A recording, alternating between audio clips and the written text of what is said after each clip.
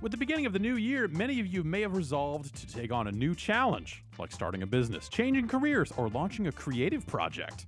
Whatever your next move might be, tackle it with Squarespace. Whether you need a landing page, a professional blog, or an online store, Squarespace allows you to create a custom platform where you can make your latest goals into a reality. So start your free trial today at squarespace.com and enter the offer code BOMBCAST to get 10% off your first purchase. Squarespace. Make your next move.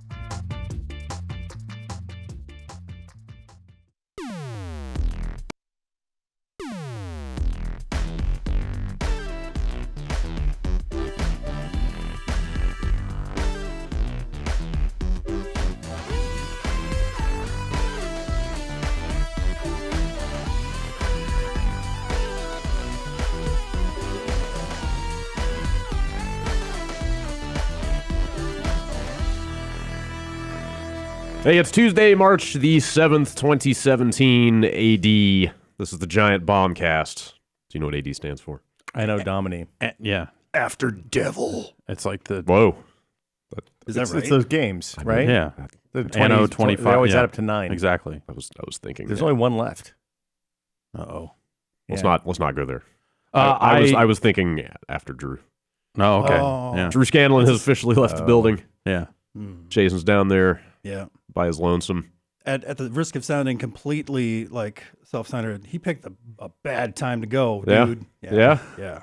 Why's that? I'm in rough shape. Oh boy, that's not Sickness good. and stuff. What's and going on? vacations. Oh boy, Yeah.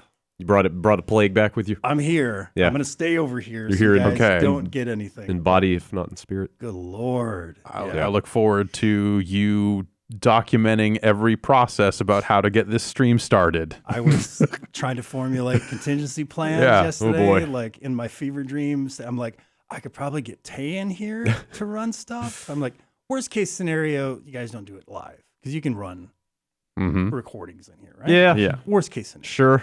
But We I'm could like, fig- no, we I can- got to make it work. We can figure something out I got to get in there. for sure. So here I am. Yes. Thank you for dragging yourself in here. You got it. Welcome back. Thank you. Thank you. Hello, Will Smith. Hello, Brad Shoemaker. How's it going?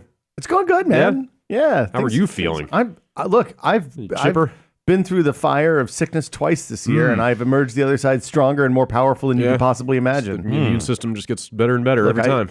I lick a four-year-old pretty much Yes, every day. that's right. So that's how you keep it strong. Just fill yourself with pathogens, and Yeah. then they can't hurt you I was anymore. doing that for a while, and they threatened to throw me in the clink. See, you don't have a 4-year-old, You're not so right- it's frowned upon. You're not licking the Oh. right for you. Yeah. Okay, You got to all right. get one of your own and then lick that one. I see how it goes. Don't just walk in and don't go around Target and be like, hey, that's a pretty good 4-year-old you got there. Yeah, you're supposed to ask permission first. Yeah. Well, I just, I'm trying to build my own immune system, and I figured that would be like a good way to go. All right. Subway turnstiles are good too. You can lick those. Yeah. Nobody complains if you lick them. Any public All right. surface? Yeah. Yeah, the Railing on the urinal bus? handle is good. You know. So you think I should go lick the top of the toilet tanks? Yeah, top probably won't do what you need. Doorknob maybe. Okay. All right. Get on that door, like get your whole mouth around it. And just I could probably do Yeah. that. I got some pennies for you to suck premium on if you want. content. Yeah. Yeah, Make a little money on the side while I'm at it. Why not? yeah. What are we doing? Dying. All right. Apparently. Great. I don't know. I gave a talk at GDC last week. Did you? Yeah. Yeah. How'd it go? It's fucking weird to talk at GDC when I've been going for so long Was as your like first one? yeah, not a talker. Mhm. It was good. People liked it. Like, the people seemed pleased that we were there and talked about the weird thing that we built. Yeah, because there's like a collection of VR focused talks, right? So I imagine you were We were in the VRDC. the VRDC. You're on the VR track. We were on the. I didn't speak at GDC. Okay. I spoke at VRDC. That's way more cutting edge. a part of GDC. Yeah. Yes. yeah. Yeah, but people were there. Like people showed up. I was stoked. So that was like the fear is that you go into that room and like there's like 2 dudes in there and one of them is your mom and Yeah. like that's not what you want. She has a lot of questions about your Yeah, process. like why do you play Nintendo for a living, Will? Well, that's where the money is. Yeah, exactly. Yeah. Sounds like you got around at GDC. I did some stuff. Yeah? I was business deals. Oh yeah. You know, I saw Dave Lang. Oh boy. Yeah. Speaking of business deals, Business you deals. saw Business and pleasure. big money business deal himself. You can't think business deal. I can't think business deal anymore without thinking, Dave Lang and John Drake. So Sure, yeah, that's pretty much they are pretty the much where face my of, head the was faces at. of business. Yeah, that's pretty much it. I saw John Wick 2 one night. I was just like, I don't want to go to any more fucking parties. And I have 2 hours to kill before the next party that I'm going to go to. So I'm going to go see John Wick. Cool. That movie's great. Did it deliver? This is the second one, right? Yeah. This is the second one. John Wick 2 is the second John It Wick. is the dark middle chapter of the dark trilogy, John Wick. So you're saying that we will eventually think of John Wick as episode 4? Maybe. And that this is the dark middle of the... You just made it even darker. All right. I'm looking forward to the John Wick prequels. You like how he became John Wick before when he was named Jack? Yeah. Jack Wick. When he was named Jack Wick. Yeah. Is John And he was a kid and a pod racer. Is John Wick the one where he's mad about his dog being killed? Spoilers, man. I mean, He's mad about it. so the first 3 movies are just going to be him having a normal, happy life with his dog. No, the dog is origin the dog story. is introduced and murdered within about 2 minutes of each other. There's a Okay. montage. All right. And then some Russian hooligans. This is about an entirely different wing of the mob. So it's a Cool. it's a think piece. So it's just about just going one by one. yeah. It seems like that might actually be what's happening. Okay. You have to work, I mean, in classic video game fashion, you have to work your way up the chain. You have to kind of take out, each this faction. end of things Yeah. and take out this faction, and then eventually you work your way up. You kill the boss, and then Yeah. you move on to the next franchise. Ghost Recon Wildlands in stores now. We talk about that? Yeah. Is it out? Yeah, it Yes, is. it It's came out today. Oh, I guess we should talk about that. We should talk about I'd rather talk about Zelda, but we should cover Ghost Recon. It seems way. bad. Are you not into it? I've played the first couple missions and kind of roamed around in the open world a little bit. I spent about 5 hours with it. Okay. It didn't immediately strike me as bad, but it felt very by the numbers. Well, yeah. So I guess like it is the gameplay aspects of it, I would say, are very by the numbers, but then the surrounding things of how the online is structured, how the dialogue is like. It is some of the worst voice acting I've heard in a big budget game in a really long time. Yeah. It is surprisingly terrible. And it is occasionally Rogue Warrior-esque in its cursing, but also there's like very little variety. So it's just like your guy running around in like the main guy. Your guy sounds like some dude who just like walked over from marketing and read some lines into the thing, and like the whole script. I've heard that guy speak over at our bullpen. Yeah, He's no, not a good yeah. voice The actor. whole script is just this guy saying, "Hey, fuck stick," over and over again, just calling every single person fuck stick, like constantly. wow, that's Like- really specific. And this game came out in 2017, which it's like, that seems like a 10 to 15 year ago word. Where was this made? Was this like Ubisoft Montreal? All over joint, the or is this, place. like It's the all normal Ubisoft. melange? The opening says Ubisoft Paris.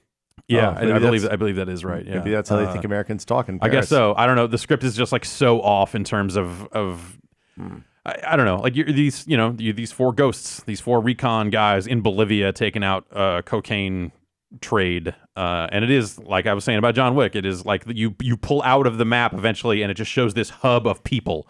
And it's like the missions you complete unlock your ability to kill that person, which then lets you go after another person. And this person's the cocaine production. This person's the security. And eventually, when you kill enough of them, then you get to go over the big. It's this whole network. Do you have to fight hippos? I have not fought any hippos yet. Because in Pablo Escobar, known for his cocaine dealing and creation, had pet hippos. Yeah, in Colombia. I haven't seen any yet. I think the one is named Veronica and is still like living on the ruins of his estate. Fantastic. Yeah. Yeah. No, nothing that good has happened in this game love thus to- far. Like I haven't seen a lot of potential for hijinks. Like it seems. Well, so I think it has like 4-player co-op weird hijinks of like we crashed this helicopter into this base and then jumped out and shot a bunch of people. Like that type of goofy shit. But I don't know that I would even count that as goofy though. Like that still sounds pretty. It seems like everything I've seen of the mission design and the gameplay just seems very standard military shooter. Yeah, it's very much like you. Also, like when you play that game alone and it is 3 AI teammates with you, like the AI is ridiculous because it will just warp to where you are and do all the stuff the way a video game would. And you can like tag guys, and but do also sync you can shots, tag and they guys will and do just- sync shots, and they never miss, and so you just walk up to any kind of camp or base or whatever. Fly your drone over, tag all the people, and then pick out 2 at a time. I can do 2 sync shots at a time right now. You can eventually upgrade to 3. And then just every 30 seconds, pop, 2 more are dead. And you just sit there and wait, pop, 2 more a day. So that's what I meant. Like, I'm not seeing a lot of potential so far for like improvising interesting solutions to mission objectives. You know, it just seems like that. It's just creep your way through the mission. Right. Like, I mean, you don't even have to use the drone. You can use binoculars and just zoom in and tag people. But, you know, there's also like the aspect of like, oh, you can unlock mines and C4. So like, I would think there would be hijinks in terms of like, drive this car in here with C4 on it and do dumb shit like that. Lure them out of the base into some sort of ambush death corridor. Yeah, right? they've got like noisemakers that you can use to kind of lure people around and stuff. So like, I think there could be some AI stuff like that, but I just none of it has seemed fun so far. Is it like the Far Cry? Like the Far Cry mercenary camps was like playing those co-op was one of the most fun things I've done in a long time. So I jumped into, and I bet if you played this game with 3 people that you are friends with, like you could have fun. It seems like it has to be played that way. From what I've seen of it, it seems like you need to do that, or it's maybe not going to be that entertaining. That's my initial jumping into, and it's weird because the game, all over the game, is stuff like hold X to public matchmake. No, hey, do you want to public matchmake? Do you want to publicly join a game with public strangers? They seem to pop that up every 3 to 5 minutes. I don't ever want to do that. And when you do that, like there's nothing that says like you can fast travel to other players when you're connected and stuff. So there are ways to kind of work together, but also everyone can kind of go off and do their own thing. And the idea of synchronizing your movements and stuff like that is going to require everyone to have a headset and talk like that fucking E3 press conference, which no one actually does. Yeah. The only voice I heard playing that game so far was someone going like, how do you take cover? It's funny, I played this last night and I just couldn't figure out how to take cover. Oh, weird. It was just, how doesn't seem to be working. How do I take cover? How do you take cover? You just kind of walk up behind a thing and it'll automatically take cover. It's not an active cover system kind of game. Just everything I've seen of it just seems so like kind of bland military shooter. Like all the loadout stuff I've seen, it's just the guns are very familiar and predictable. Is it future again? Is it like advanced? Pretty really. much modern day. I mean, you got like you said, you got a drone camera thing you can fly around. That seems like a real pretty thing. most futuristic thing I've seen. Okay. So it's it's not too fantastical. You know, as you kind of knock down the top targets, you'll unlock custom weapons. So I have a light machine gun that is this big gold gun. It's very Army of Two looking, that's always a great comparison when you can talk about Army of Two. It does have masks. Like the Army of Two? You can put an Army of Two style mask on your guy too if you like, because it's just cosmetic. Like a dick on it or anything? I don't think so. Okay. But yeah, just that, not that necessarily people are going to be coming to this game for its dialogue, but it's so repetitive and is so poorly acted and written that it really does stick out. Like it does a thing, and it's actually nice because it's contextual and effective. Where as you're flying over a base with the drone and marking enemies, it's counting up it'll know how many you've tagged. So things like, there are 8 that's fuck 6 sticks in there. That's 6. All right, I see another guy. That's 7. Fuck 6, 7. Yeah, but like I'm gonna say, in my experience, about 50% of the time, when you get to marking 3, the guy will say, "And baby makes 3."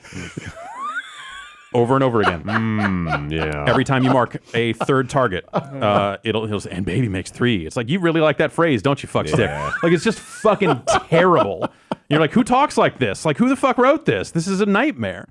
They do that recurring thing, or at least in the first like hour and a half that I played, I saw this like at least 3 times. Like when you're driving around, one of your guys seems to love telling military jokes. Yep. So like you'll just be driving along and he'll be like, "So a Navy SEAL, a Ranger, and a Force Recon walk into a bar," like just stuff like that. Yeah, there's like, a lot of constantly. there's a lot of really dumb shit. There's sequences. So like the first target they have you go after in the first area is this couple, and they are in charge of torture for the organization. Nice. So you get like, well, what are they into? Just the basic shit like waterboarding. Oh, like it kind of just goes in some really fucked up places where you're just like, everyone here seems like an asshole. Like I'm kind of rooting for the cocaine people at this point because my team of 4 are just shitbags. They bring joy to the world, right? I guess. I mean, and pain and suffering, but exactly. You know, brief periods of joy. And I feel like maybe that was something that at some point they thought they might want to try to trade on, is like the American drug war. What did it really do?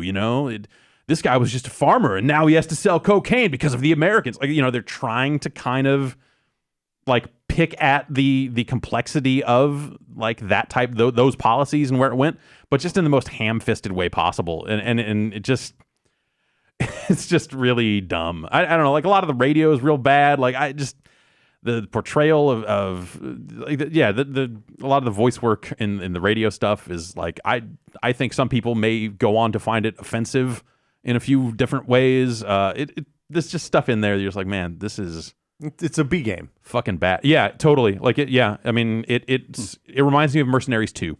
Yeah. Which was a bad game. Yeah.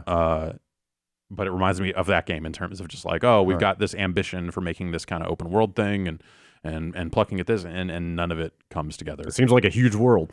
It's a very large world. And it looks really nice. Yeah, you can get in a helicopter and just fly across it. Yeah. The world almost seems kind of like Just Cause-esque. Yeah. In the way you can hop in a chopper and just soar over it, and it's gigantic, and there's all these locations everywhere. Yeah. But then, like I said, every time I've approached one of them, it's gone exactly the same way. Exactly. And that, like, ticking off the boxes and kind of progressing and unlocking more stuff. And, it's like there's a part of me that is still like, well, when I hit level 14, I can upgrade so that I don't get a damage reduction when I use silencers. Then I'll be truly unstoppable. And, like, there's a part of me that's like, oh, okay. So, like, it's not without merit. But man, like this is the type of game that like no one strives to make, but like you don't see a lot of games like this anymore because I feel like generally speaking, people are doing better than this. Well, it sounds like something you should load up with 4 people, three friends, and just only play with friends. Yes, it seems like you have to do that to really get the most out of this game. But also at that point, like there's still the appeal of like if when I'm playing alone, I can just order these 3 meatheads to murder everyone. Yeah, but I mean, it's very easy. At that point, you're just like taking items off a laundry list, right? Yeah. At that point, you're just like, all right, well, I got that supply drop, and now let's go do this. When I get to level 14, I'll get those silencers. Exactly. It breaks the whole thing down into this mechanical exercise of just like, I'm just going to get through each of these encounters in the fastest, easiest way possible to keep racking up XP. You can always kind of tell, well, not always, but this was a game that everything about how they sent it out to us was very emphatic about like, don't play until the patch hits because then the servers will be live and you can experience co-op.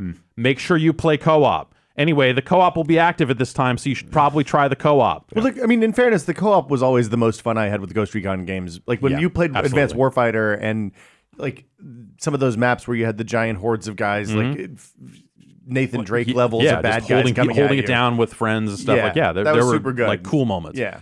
So like maybe this game has. I'm almost certain this game would have more merit if you were playing it with 3 people you knew and kind of sticking in the same area, trying to move as one unit and trying to do all that like stuff. One person's scouting, one person's covering. But like the way I've experienced it by holding down X to join public matchmaking and all the other stuff that they want to guide you into. And then like even after that, like after you kind of join up a team, like it'll start popping things like after like 20 seconds, you and this player have played a lot of multiplayer together. Do you want to be friends? And it's like, what? Leave me alone, weirdo. Played, bro. It's like I've been in there for 15 seconds with this person. They're on the other side of the map. Like we haven't even worked together. Like it's just this weird flawed system where like they're trying to bring people together because they know the game only works if people are brought together. Yeah. But the game design when you connect doesn't actually force it. So when I connect to multiplayer in a public setting, all that other stuff, all I'm really doing is losing my 3 AI people. So suddenly missions are way harder because I'm dealing with these 3 other fuck sticks that don't know. See, they knew what they were talking about. Oh shit, they got me. Pretty soon it's going to be everybody's a fuck stick. Do they sell this in one of those bundles where you can buy like 4 copies? I didn't get a see discount? it. No, I didn't see it. That might not actually. That might not be a bad way to go. It doesn't look like. Oh yeah, no. But yeah, no. The 4-way no, split. You can't buy the 4-way split. But also, like, there's a $100 version of this game. So wow, if you get gold, whatever it is.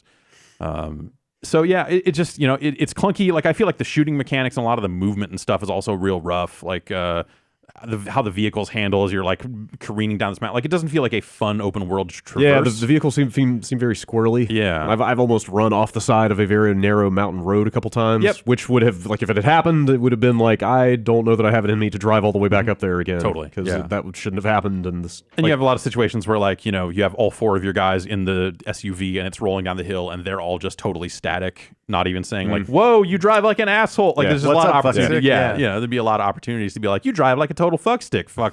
I can't help, like, I know Ghost Recon is such a different thing, but I can't help falling back on this Just Cause comparison because, like, in a lot of ways they're similar. Like you're in a relatively rural, like tropical kind of nation.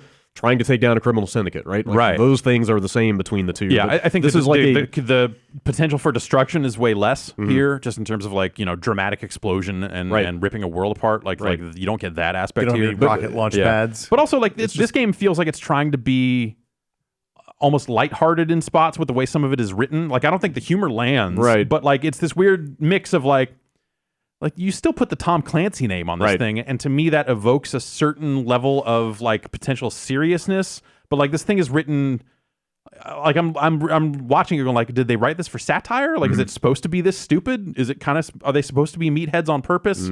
Because like they're trying to make a point about how fucking lame this all is. Like, I mean, I can't get a good read on it. But I'm less worried about the writing, or at least I could ignore the writing if the gameplay end of it held up. But like that's where that's the stuff where like that's where that comparison comes in for me. You take a motorcycle down a mountain and it just like it's even running down a mountain. Like they put an animation for you kind of skipping your way down, which is like kind of cool. Right. It's almost like a Just Cause where you're supposed to drive sensibly along roads as opposed to like grappling hooking your way kind of over mountains. Yeah. You know? And just a lot of rough stuff along the way. Some of it's just like visual stuff, but some of it is more kind of gameplay where I feel like the shooting doesn't always feel great. And stuff like, when you're driving a boat, the boat always submerges below the water level. So it's like your boat is just occasionally half filled with water as it's like rising and going below the sea level. Like it just looks bad in instances like that. Bodies freaking out, getting stuck in environments and just weird shit. Guns sound good at least. Yeah. It's okay. All the third-person shooter-y stuff in there seems totally competent and fun. Hold on, is it third person now? Yeah. Oh. It's first person when you're aiming. You aim down sights like a first person shooter. Yeah. Wow. Although you can even change that to be like over the shoulder third person. Right. Wow. But yeah. Yeah, it's I kind of come to it from like looking at the other stuff that Ubisoft puts out these days and the other stuff that like we think of as like big budget AAA games and how those things have generally been better than this. Like this just feels like it didn't come together. If you want to play a dope co-op game, Sniper Elite 4 is really good. Yeah. Oh. Yeah. Is that 2-player or is it to go to 4? You can play the campaign 2 players, I think, and they have an asymmetric mode too, so you can either both be snipers or one person can just be the spotter and the other person can be the sniper. Oh, that's kind of cool. Which is fucking like super. So are you voice chatting and reading off numbers, or is there just like a sight it in, hit a button, and then they get... So you can make it... It's a real weird situation because it's like arcadey in some ways, but then it's also not at all arcadey in others. So the shooting you can make it really hardcore and simmy, like with bullet drop and wind correction and like no assist in the sight or any of that stuff. But if you play in the default mode, which is what I've been playing, then when you take a breath, then it gives you a little like diamond that shows you where the bullet's going to hit. And then you just move the diamond onto the person's head or testicles or whatever you want. And then you murder people. Yeah.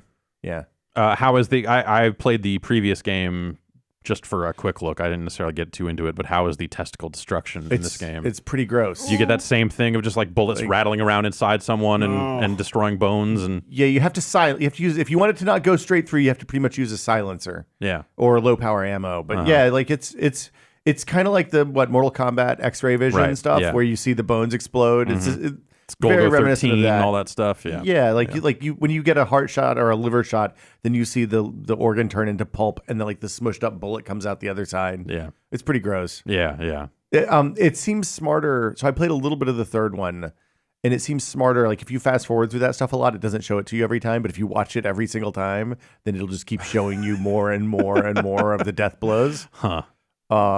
But like I've been playing co-op with a friend with that, and like the asymmetrical, it's like you can play it like you're supposed to for a little while, and then what always ends up happening is you're like, fuck this, let's go murder some Nazis, right? And you just start tromping through the Italian countryside murdering people. It seems to be paced a little better than 3. So what does the spotter even do? The spotter basically is just tagging. So you sit there with binoculars, and you have like a submachine gun, so that if somebody comes up and sneaks up on you, then you can handle it, dispatch them. But I haven't played that as much as I played the 2 snipers mode, which essentially everybody spots. And with that game, when you spot, then you can see them through walls and stuff like that. So you can line up your shots and pop them right when they come around a corner or stuff like that. Cool. Yeah, pretty good game. Yeah. I mean, it was much better than I was expecting, given that it's a franchise I haven't really heard a lot about. Yeah, that series seems to have picked up a little bit of steam with each Each new iteration. Yeah, it's nice. It's like the campaign, the maps are designed better. Like they're these big open maps now, and it's not so linear like the last one. And like, yeah, I felt like what I did play of 3 was really, like as someone who didn't always have the patience to set up all these sniping shots, like it didn't feel like it was well equipped to handle any kind of medium to close range combat. Like I was just sitting there holding up a sniper rifle from like 20 yards away, going like, and it just none of that was great. this seems much better at that stuff. Like you'll climb up a church tower, you'll snipe some dudes, and then like 30 Nazis will come at you, and you go down with a submachine gun and just mow them all down. Yeah. Or set up a couple of claymores or whatever. Yeah, I mean, it's got sniper in the title, so I guess you kind of have to expect some proper ass sniping. But I don't think you. I think you think could some play that whole variety. game without sniping. Weird. Yeah. And That's how elite a sniper you are. Yeah. You don't even have to snipe. Yeah, and there's a lot of like sneaking around with pistols. Like it does that shift that The Last of Us did, where you switch from being like a stealth game to an action game, and then back to a stealth game. Cool. Which is hard to do, and I quite like it. All right. You want to talk about the elephant in the room? We should talk about Zelda. wait, one more thing about fucking Wildlands. Okay, good. That's my segue then, because go ahead. All right, because okay, so a big part of that game is about stealth to action to stealth. Yeah. And there will be missions where it's like, hey, get in here and don't let anyone see you as you interrogate this person, as you beat the shit out of this guy for information. But the only people that count as people are enemies. All these places are casinos and shit like that are filled with civilians and housekeepers and all that other stuff. And you will just skulk around these mansions with fucking guns, and they'll just go, oh, no Just go back to the consequences. business. They don't alert anyone. They don't exist for the purposes of the game, except when you shoot them, it says civilian killed. Yeah. You go, oh, you shot a civilian. Don't do that. I accidentally killed 2 civilians in a row in a mission, and it basically popped up a message along the lines of, if you kill too many civilians, it'll result in a game over. But it didn't even say like, here's how many is too many. Right. Like, I don't That's know. probably a ratings thing, right? Maybe. If you murder non-combatants, Maybe, I it don't- goes from being yeah. a T to an M. I guess. Yeah. But yeah, so Wow. So that shit is stupid. That shit is just straight up stupid. Because you know, like last night, I was like, oh, I'm infiltrating this VIP's place, and I only need to kill these 8 people. And if like a civilian sees an enemy get dropped, they go, ha, and run away.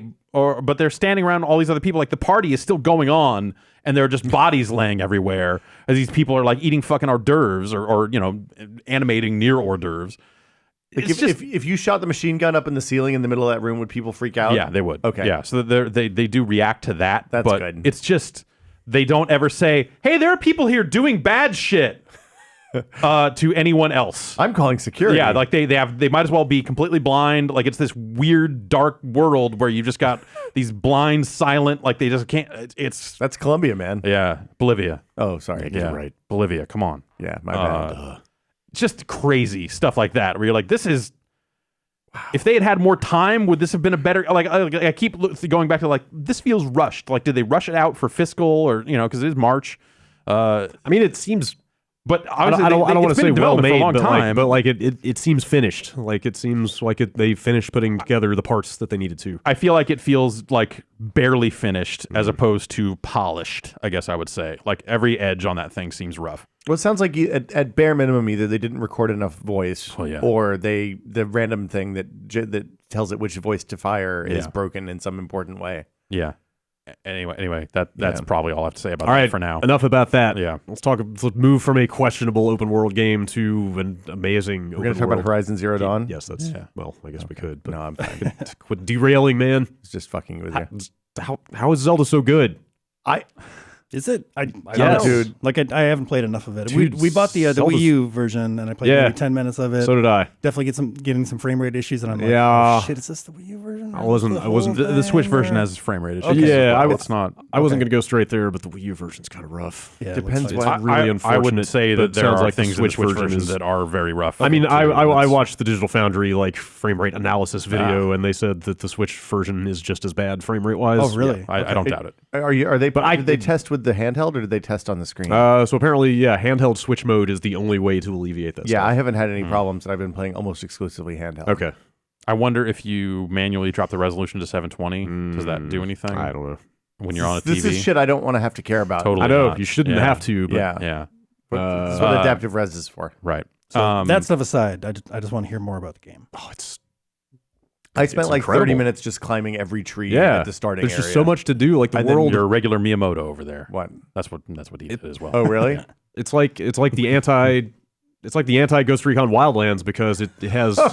Hey man, everything is the anti. No, I mean like, but it is an open world game with no checklists and no like XP meters and no like hierarchy of bad guys to kill one after the other. Like it's a huge. That doesn't like, immediately sound good. That's so like it might be a little better. It's way better because it is like bursting with like interesting, cool stuff to find and do. But they don't lead you to any of it, so you just like run around and you're constantly running into cool stuff. There's a sense of wonder to that game. Yeah. That you don't get out of open world games. Yeah, it's accessible. Like you can you know how when you saw Skyrim and they first showed Skyrim and like, look, see that mountain over there? You can walk over to that. Sure. And I was like, man, that's the last fucking thing in the world I want to do is walk over to that mountain in No Skyrim. joke. I played 2 games. I have 2 games going because I'm playing with my daughter. She's like co-driving. Okay. And so with her game, we've kind of been dicking around and just kind of going wherever she's interested in. And you can, like, the only gate is how much stamina you have to climb shit, basically. Yeah. And I don't think I like that system very much at all. Like, so I started over. So I played on the Office Switch, and it wasn't my save, and I knew that you probably weren't going to be able to transfer saves. And playing it there, I was like, I don't know about this game. It's fucked up. And then I got my own Switch and started over. And instead put my first 2 upgrades into stamina and not heart containers. Because that's how much I hate the climbing. That's how much I hate the limit of stamina in that game. Is that it's a hassle. I've been in some weird, I've been in a situation where I was climbing a cliff. I realized I wasn't going to make it to the top and was like, shit, I have enough stamina left. I'm going to paraglide off. And I paraglided off and then fucked up and landed in a pond and drowned. Yeah. So, because paragliding uses stamina and swimming uses stamina, and it's all 1 meter. So it's I'm kind of okay with it. It's a harsh limit in some cases. The game is harsh. It's a hard game. Yeah, it's a weirdly difficult game. Like the enemies do a ton of damage at the start. And you get hearts very slowly. Your weapons slowly. don't last, especially in the beginning. Your weapons don't last at all. I don't know how deep in you guys are. Like the weapons I'm getting now are probably doing average like 20 damage each, and like some of those weapons won't make it through. Like a fresh weapon sometimes will not make it through a single fight with like 5 guys. Well, but I think that's crazy. I think that has to do with the level of guys you're fighting, though, too. Maybe. Because I think if you're fighting people that are way above your level, then your weapons degrade faster. Okay, that might make sense. I like the fact that there are zones in the game that you very clearly should not go to early. Yeah. Like, they're easy to stumble into. Like, I went north instead of east when you get the first set of quests. I was just like, I don't want to go do quests right now. I just want to explore. And, like, it became very obvious very quickly that I should not be in that area because I was getting my ass handed to me, and that's kind of awesome.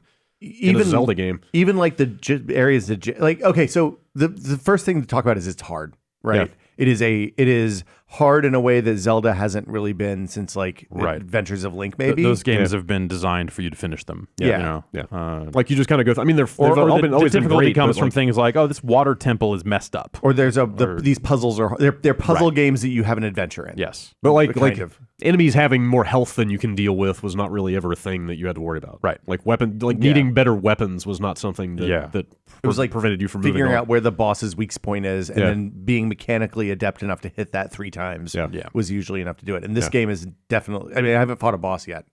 Same here. Yeah, I haven't even seen a proper dungeon. Yeah, so after like 6 or 8 hours. I'm almost done with the first dungeon now. Finally, but have yet to see a boss. And like the combat it feels like not to be a reductive asshole, but it feels like a light Dark Souls, right? You have to I fat roll. I dodge, I swipe, and all that stuff was there before, but the penalty for fucking it up is so much higher now, especially if you're fighting like maybe not overworld guys. Right, yeah. It's pretty neat. Yeah, I mean it's a really similar system that they've used in the past with the lock-on targeting and all that sort of stuff, but like the parry, like the shield kind of push stuff is really neat. The ability to like last second dodge and get attacks in that way, I think is good stuff too. With the way that they built it. The fact that weapon arrows like scale up. Have you gotten a boomerang yet? Have you ever gotten a boomerang? Yeah, like the way that worked, I was just like, this is fucking amazing. I thought it was really funny the first time you throw a boomerang and then realize you have to manually catch it or you lose it. Well, and if you hit stuff, if it hits stuff that it doesn't go through, it'll just drop where it was and you have to go find it later. I am using boomerangs instead as melee weapons because they have good durability and they do good damage. So you just walk at people and just fucking stick them with that thing. And that's been one of the most effective weapons I've had so far. Well, so you're in a place now where you're about to find probably a lot more like high quality 20-ish damage weapons. It seems like I'm kind of on the verge of that stuff. Like it almost feels like they took the original Legend of Zelda and instead of going down the like let's tell stories that everybody can encounter, they were like let's just make this a hard game about exploring a giant ass world with a lot of, and it's like an alternate, like it's like their weird branching history timeline for Zelda, but they did the gameplay that right. I mean, at the same time, I feel like it has more coherent storytelling than most Zeldas, from what I've seen. I'm talking about the meta, the 3 timelines Zelda thing, right? Oh, sure. Yeah, that madness. Yeah. It's interesting. Like I had been having a hard time with it, especially like talking to people that were reviewing it and how much they were in love with it, and just going like, I totally just don't see it. And we had Mark and John from 8-4 Play in here, but John Riccardi was like, it's kind of like the first Zelda of just like you wake up, you go, you get a weapon, that's it. And that kind of framed it for me in a way. It's like, oh, okay, I guess I see what they're going for now. Like before, it was just like, you just didn't do the work on the story stuff at all, huh? Like what a weird thing. And I kind of came around on that stuff. The more I've played it, because I actually think that the story, which I guess I won't talk about here, but like I think the story they're telling is really fascinating. It's really good. It is both like and very unlike what the traditional Zelda stories have been, and the way characters react to you in the world when you encounter them is really interesting as a result. And I think that stuff's like that's a cool, fresh take on a lot of this stuff. But yeah, for me, it was just it's. I'm still a little torn on some of the stuff because there's some stuff like inventory management sucks. Inventory management is stuff where you're like, man, when this game was meant to be played on a system that had a touch screen, this would have been way better. Which like the recipe stuff is what you're having problems with? So I think that like cooking is a bad system. The way that you should be able to batch cook. Yes, you should be able to batch cook. You should be able to look at a list of recipes you have cooked and push a button and make it. I think that stuff matters a lot less because I'm not making the same. Like I'm making recipes. At this point, I have 3 pages probably of materials because there's no upper limit. Yeah. And I'm just combining shit to make the thing that I need at that moment. Just make whatever you have. It's not. I wish that there was a portable pot, like so I could cook anywhere. Yeah. That might be coming. Yeah. I don't know. And I saw like someone that was like, hey, if you see a cookbook, like alluding to a cookbook, which makes me wonder like if there is something in there that you eventually unlock. But I found a diary in a cabin that had some cookbook stuff in it. Yeah. But I just like I wish that stuff was a little bit like I don't like mucking around the menus. I don't like the way that you can because you could throw weapons obviously. So if you walk up to a chest, open it up. It's got a sword in it, but you're full. It just says, your inventory's full. And you're like, well, shit. Now I need to get rid of a thing and then do this again. So the whole process is like, that's maybe 5 to 10 seconds. But then with shields fast and enough bows. That's the problem is shields need a quick drop. But even then those menus are super fast. Like there's no load time getting to a menu. True. Like you can drop an item even out of your inventory and pick up a new one. When I'm in a shrine that suddenly has like seconds. 3 weapons that are better than what I've got, then that starts multiplying out in a way that is like, that would have been solved in a game that had a touch screen. But because they at some point decided to make it for the Switch, they even went back and stripped all that shit out of the Wii U game. Yeah, but it's still way faster than most games like that, like your Skyrims or whatever. Like it's really way faster fast. than Skyrim, but like the Skyrim menus and UI have never been great. I wish you could drop stuff out of the D-pad menu, the quick select. Right, that would solve the problem. That would really help. But you can also press plus on that inventory on that pop up, and it'll take you to the inventory and page. You can drop something from there. there. I think I never equipping do it that, and throwing it is just about as fast though. But it doesn't work for shields or bows. Yeah. Like the thing that struck me is that I was doing some straight up Far Cry 2 business in this game, like the good Far Cry 2, not the crazy. Like the combat Link has malaria. Yeah, all the combat systems mesh in this way that it just creates like what feels like endless possibilities for approaching like combat situations. Yeah, like that encounter that they showed in an E3 demo or trailer or something. The one where you have the 3 guys around the fire and there's a dip with a bunch of bombs in it. Mm-hmm. Like I just shot an arrow down next to the bombs, and one of the dudes walked over to look at it and see what was going on. And then I chucked a fiery torch down on the barrels, exploded the barrels, and they all went flying everywhere. And they didn't even know I was there before I straight up murdered them. Yeah. See, I feel like tons of people have been having those kind of stories, but all my stories have been I walked up to those guys and killed them because it's not that hard. But I don't want to do that though. Like my experience with that game is constantly. The process is basically like I walk up to a situation and I go, I wonder if this will work, and then I try it, and then it usually works. Well, like, that's what seems like so magical about the game. And because the weapons are changing, because the weapons degrade so fast, I'm constantly trying new weapons. Because you have literally no choice but to try new weapons. Exactly. Yeah. So like I had a situation last night where I walked up to a camp of 5 guys and it had one new guy that I'd never seen before. And I was like, fuck, I have to figure out how to thin this out because all I have is like the noob club. And so I lit a fire and like burned half of those guys to death and then killed the last guy with a bow and arrow from far away.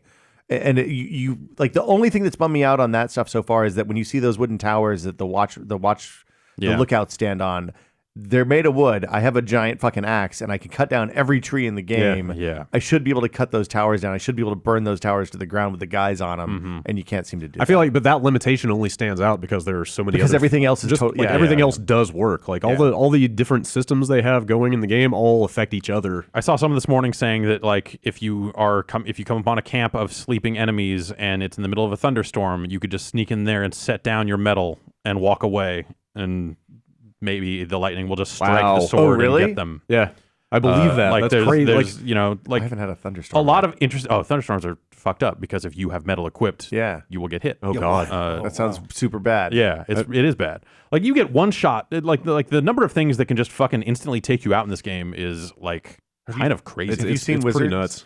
Yeah, like the flying guys that can shoot.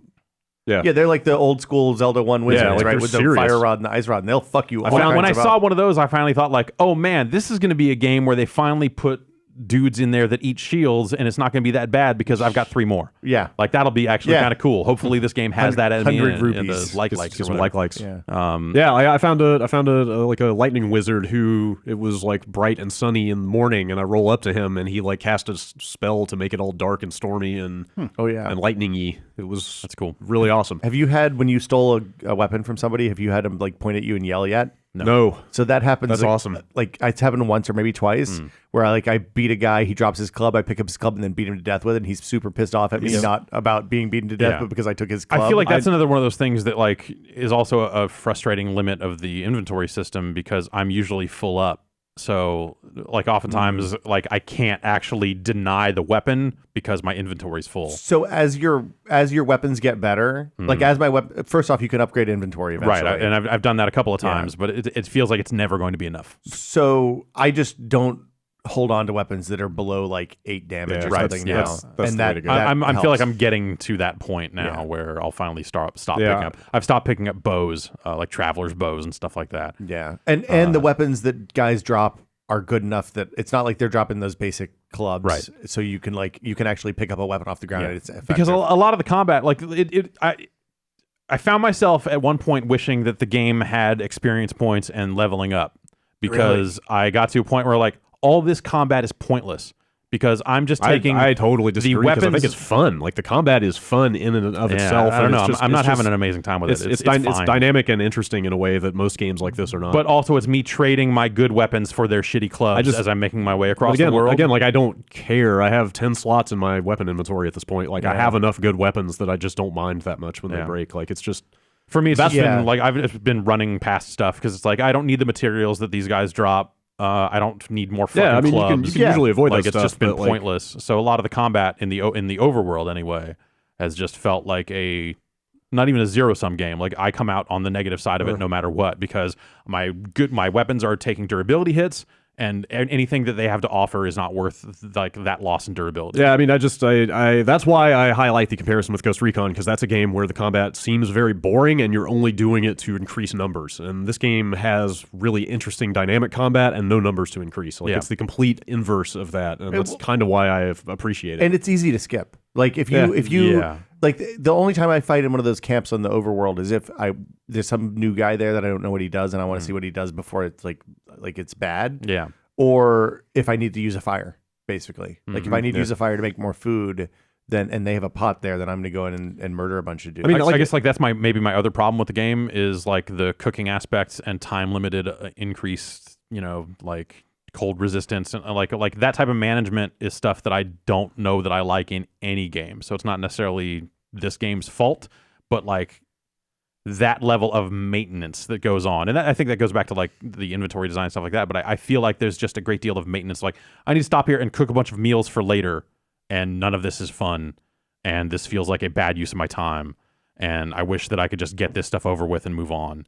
But instead, it's like now I have to go, okay, good, and to hold this one. Now that I'm holding one thing, it's a lot easier to hold more things. Do this, now do it again, now do it again, now do it again. I got just muscle memory at this point. I don't find it really that fast. Yeah, like that stuff. I think that there are amazing things in that game, and exploring the world has been just killer. Yeah. But it is those little things along the way that like every time I have to stop and do it is a time that I'm just as likely to go like, maybe I'll come back to this later. Look at it like this the sleep way. mode is so good that I can just drop that thing down and pick it up later and not have to deal with it. All the time you've gotten back by riding fucking Epona across the world over and over because of the fast travel system is going into that cooking now. So so like you could be riding the horse and running away from wolves.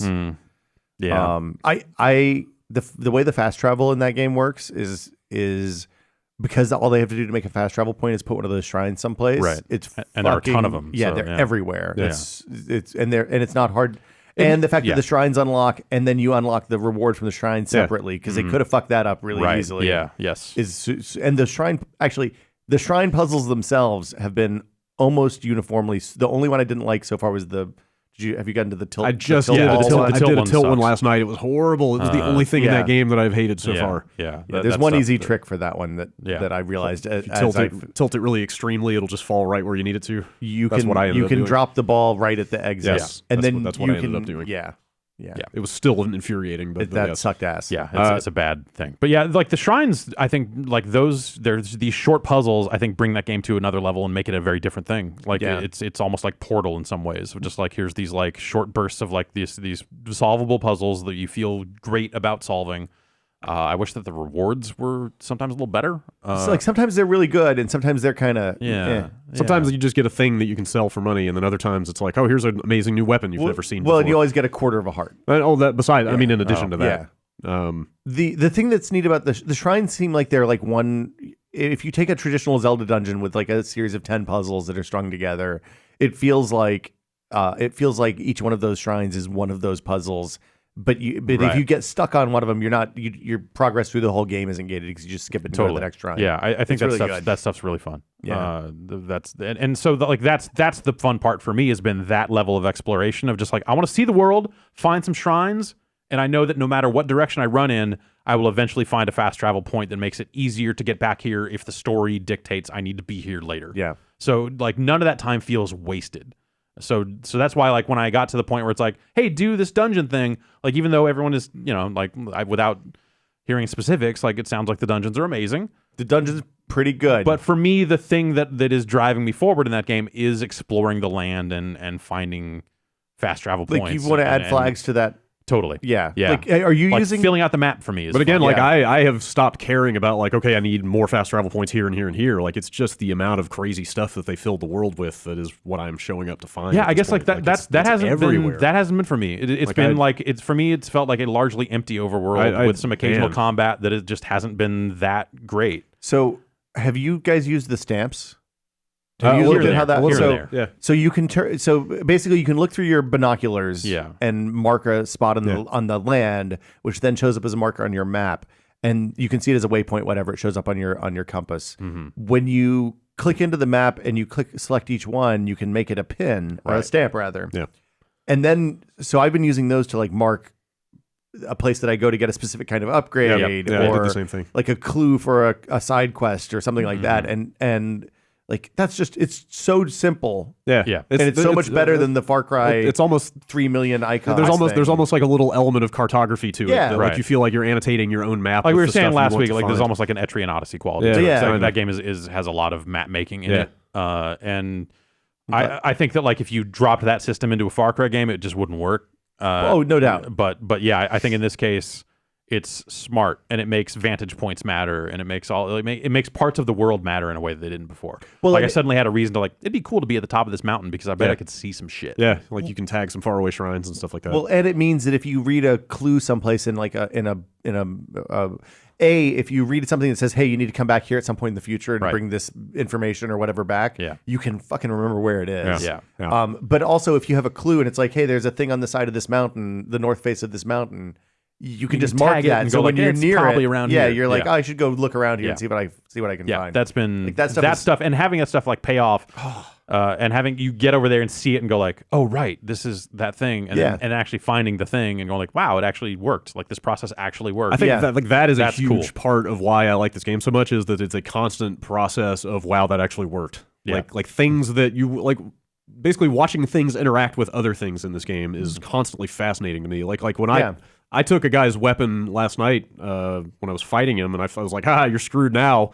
And then he found a rock that I didn't even notice. He went over and found something to attack me with. But they'll even just pick up fake rocks out of the ground and throw them at you. Have you ever had a guy throw another guy at you? No. The big guy. So there's like a hierarchy of moblins now. If people haven't seen it, like there's the normal sized guys, and then there's these big giant guys. Like one of the big guys saw me and grabbed one of the little guys and just threw him at me, and he came flying at me and started. It's crazy. That's pretty good.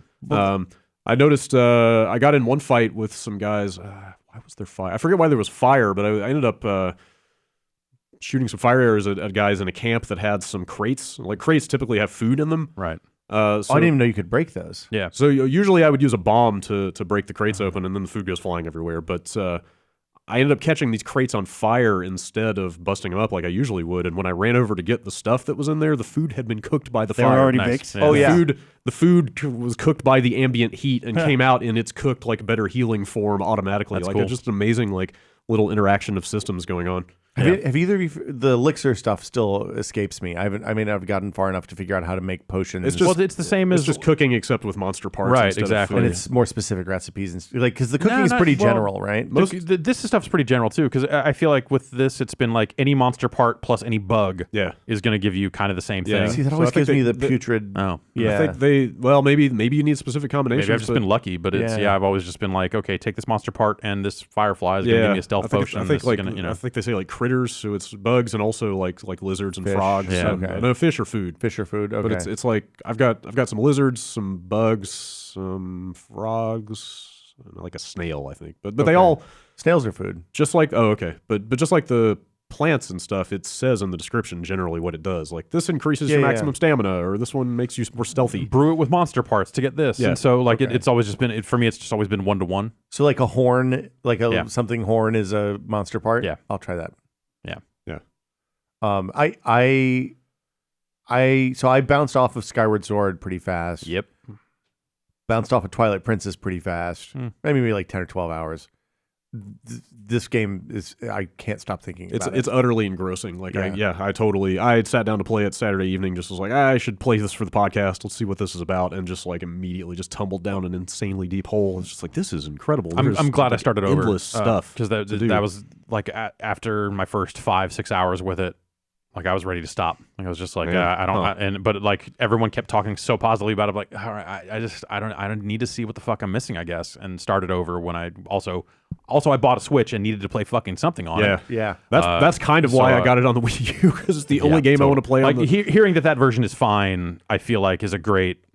I don't know. I'd call it fine. It just sounds like it's not much worse than. So the Switch version is higher res, like the Wii U is 720p, so it looks kind of grungy in addition to having terrible frame rate problems. But it sounds like it doesn't run any worse than the Switch. I went and bought a new television over the weekend, and I can tell you that the Switch version looks pretty grungy on that TV too. All right, so so that's the thing. You need to get a third-party scaler and put it between the Switch and the TV. All right. They're like $2,000, but it's going to make your pixels look super, super crisp. I'm in. No. I'm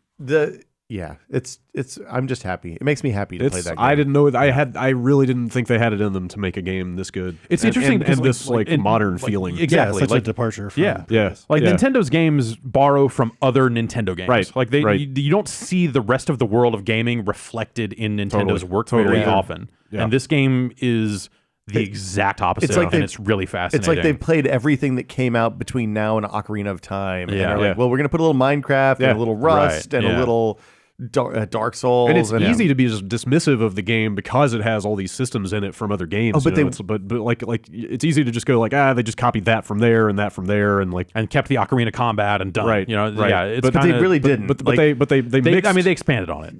But it's like they kind of, it almost feels like they took all those systems but then moved a bunch of sliders where it's like, all right, we're gonna make this system a little more prominent and this one a little less than the games we took them from, and they all mixed together in like a really like sublime kind of way. Yeah.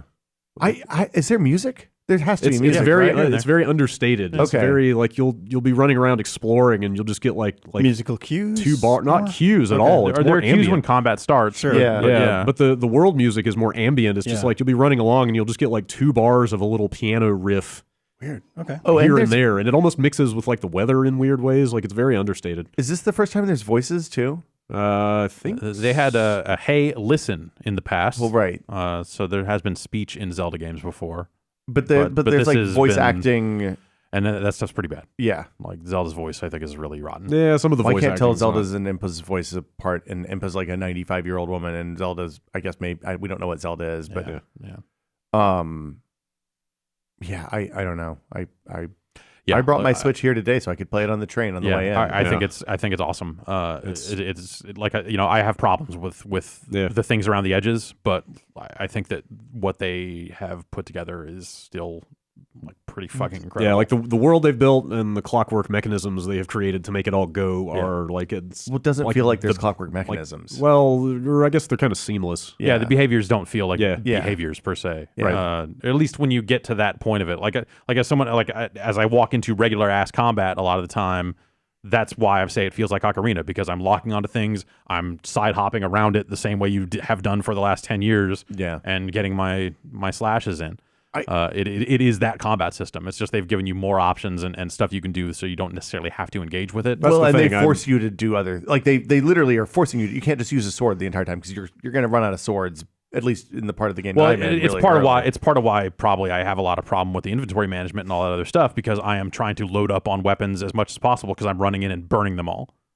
Because I'm running in and using them all up, and then I end up with like 8 clubs at the end. I'm like, well, It turns out clubs, like once you get the time, I guess once you get the timing down, the clubs, it doesn't matter that you're using 8 clubs because the clubs are just like, I think you could probably load up that game, and as soon as you get to the point that you can leave that initial starting area, I wouldn't be surprised if you can just go to the end of the game and finish it. yes, my understanding is that you totally can. Okay. Do that. In fact, the first I don't know if it's the so I got to a stable on a river. I don't know if that's like the first settlement everybody finds, or some people.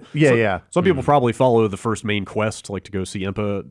I would assume as soon as they get it, like I did not find a stable. that's this game in a nutshell, though. Is that like and I've been playing it exclusively with my girlfriend. Like she loves watching it and just telling me like, go check that thing out. Like it's a great spectator game. But we got that first major quest out, so you get the hey, go kill Ganon quest like right at the beginning of the game, and then they just turn you loose, and then you get the quest after that. It's like, hey, go to this town and talk to these people. Yeah.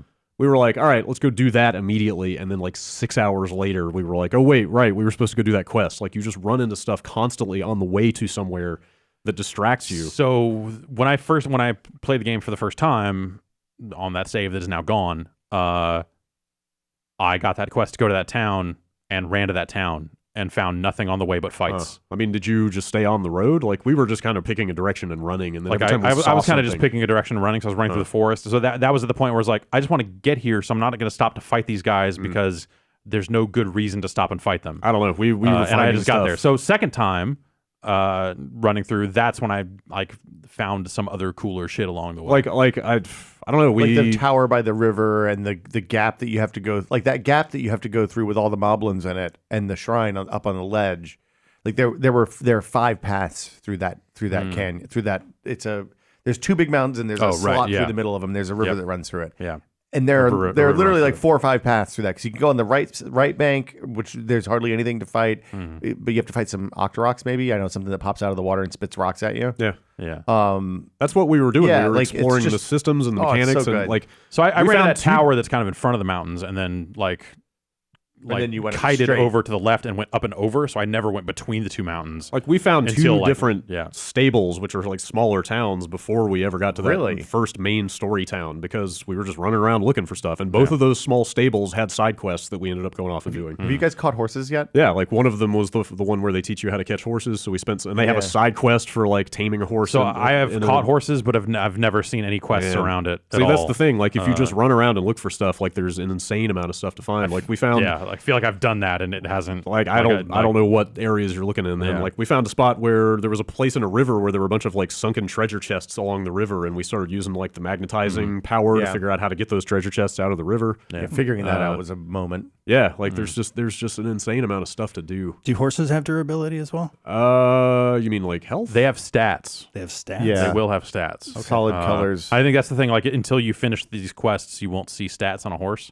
You have Or to something, tame I the don't horse. know. You have to. Okay. You have to develop a relationship. Because with my the horse. understanding is that you get to name horses at some Yeah, point, I've but it's done never. you just go to a stable and register. They'll register your horse, and then you I name it. have not What do you do ridden with the old horses much. horse? You can stable up to 5. Yeah, You stable up to 5? You can have What a, if you can have a fleet of horses. Lunch. Okay. I mean, But what if you food's find more than expensive, 5 dude. cool ones? Ooh, I don't know. Look, all you need is a Pona. You might have to make Yeah, I some. guess. Might have to make some tough choices. It's You have to throw the horse at an enemy, and it does double damage when it hits. you can cook ride it, I other guess. animals Yeah. than horses. Yeah, I heard that you could like. I've tame, tried like to ride a ram. I want and a ram. I can't. They're fucking hard to catch. Yeah, Like I haven't even managed to mount one yet. So you could brew up like a stealth potion though. and- I've tried. Trust me. I've made a triple stealth potion with snails Wow. and herbs and I don't know, some kind of stealthy vegetable. They So use loves, they use the day-night stuff in a lot of really interesting ways too. Like there's certain items that only glow at night, so they're like hard to find otherwise. Like all the townspeople have day and night routines that feel like not like Skyrim style, just like, well, either I'm laying in a bed, but I'll still say the same things to you if you wake me up, or I'm outside. It's all like Majora's Mask. Yeah, like they'll actually like chastise you for coming into their houses at night and bothering them. They're like, come back in the morning, like I'm trying to sleep here and stuff. It's neat. There was a chicken. I had to catch chickens. Like that's there. Yeah. Like it's I don't know. It feels. It just feels like something different, and all the pieces are the same, but it feels like it's put together in a way that I've never seen before. Yeah. Right. Yeah, and in a way that you would never expect Nintendo to happen upon or build. You know. I mean, but Link Between Worlds, they did some. They got kind of crazy with. Yeah, but that was still built on A Link to the Past. Like, it was still and that's probably like. That helps it because it ends up like, oh, here's this familiar thing that they've twisted in a very specific way. Right. Yeah. Well, and I have to imagine the positive reaction to that game kind of made them maybe dig deeper on this one. Yeah. Because like there was a safe way to make this game that we're playing now. Yeah, right. Also, I think that like they have been willing to take risks with the handheld Zelda games that they haven't necessarily done in the mainline ones. Yeah. And now that we're at a point where, well, I guess this technically is the handheld Zelda game.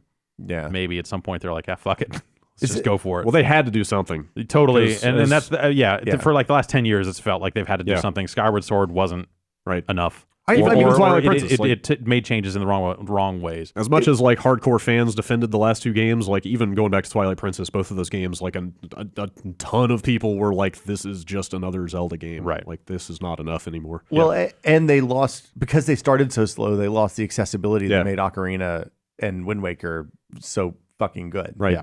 So I don't. Yeah. I think it's amazing that they've happened upon like skillfully created. Yeah. Like a new way to make these games, and I don't know that it necessarily I don't know that they run right out and make another one just like this in 4 years or something like that. But like the process of discovering this game is what's so great about it. So if they just made another one exactly like it, it might not be as profound. Yeah, there's just like climbing up in the first tree and finding a bird's nest and be like, hey, you can pick up these eggs. That's weird. Yeah. Holy shit. I didn't know there were eggs up there. I just jumped for apples. Oh yeah, if you climb up in the trees, some of them have bird's nests. Huh. I did not know that. Yeah, and then when you pick the eggs don't come back for a long time. It seems like there's not yet. But then you just start chopping the trees down instead of climbing them. What kind of monster you chops can. down the trees? Because you can. Fucking deforestation, it's Brad. awesome It's global. that you It's can. Hyrulean warming. Jesus. There's a lot in that I game. can't. It's there. Yeah. I just really want to go play that game now. Yeah, I could have been spent all day Sunday playing it. I haven't done that in a long time. Yeah, like I sat down. My daughter and I literally sat down and played for like 6 hours. Yeah. It was raining and shitty on Sunday, and everybody was tired and sick, and same thing. And we just sat on the couch and played Zelda literally all day. And it turns out 4-year-olds love the cooking bits. So I like the music, the little cooking jingle is fucking fantastic. Especially when you make like a special recipe and they add another layer of music on top of it, then you know that you came up with something good. Yeah. I also like that if you make a bad recipe, it's just this pixelated fucking block of crap. The icon is literally blurred out. Yeah, like this food is too rancid to show you. We can't even show you how bad this is. It's got a good sense stuff. of humor. Yeah, like a lot of the dialogue is pretty snappy. And like it's got like a good like the animation I think is like more whimsical in a way that you would even expect for just the art style and stuff like that. Like when he gets running and you just see like the sweat kind of pounding off him and stuff as he's frantically running. Yeah. It's almost like Lupin or something. I don't know. It's just like cool. It kind of splits the difference between the toon, the cell shaded and the ocarina / Twilight Princess stuff. It's a nice Skyward looking Sword game. did that too, kind of. Yeah, sort of. It's a nice looking game, even if I think on the technical side it doesn't. Well, whatever. On the technical side, I think it's easy to lose sight of the concept of like, hey, this is a tablet. Like, it's still pretty cool that a tablet can do this. Or in the case of the Wii U, it's like, hey, here's this old ass. It's a 5-year-old console that was kind of obsolete when it came out. Right. Yeah, your Xbox. Essentially, you're playing it on an Xbox 360. Yeah, it's a little bit better than a 360. But like, I know this could never happen because of who made the game, but like, it just kills me that this isn't on like a PC or even just a PS4. You know, like the game is so good that it deserves better. If the technical aspects of that game could be better, I mean, there's room for that. There's certainly room for that. Yeah. And then that is a little bit of a shame. And the art, and even like the world looks so incredible. The way the like sunrises and sunsets, and just like the great art, the landscapes and stuff. Like, it looks so great. The moon just comes up through the clouds. Yeah. Like the first time the blood moon rises, the first time that happened, I was like, man, what is happening? This is just like nonstop.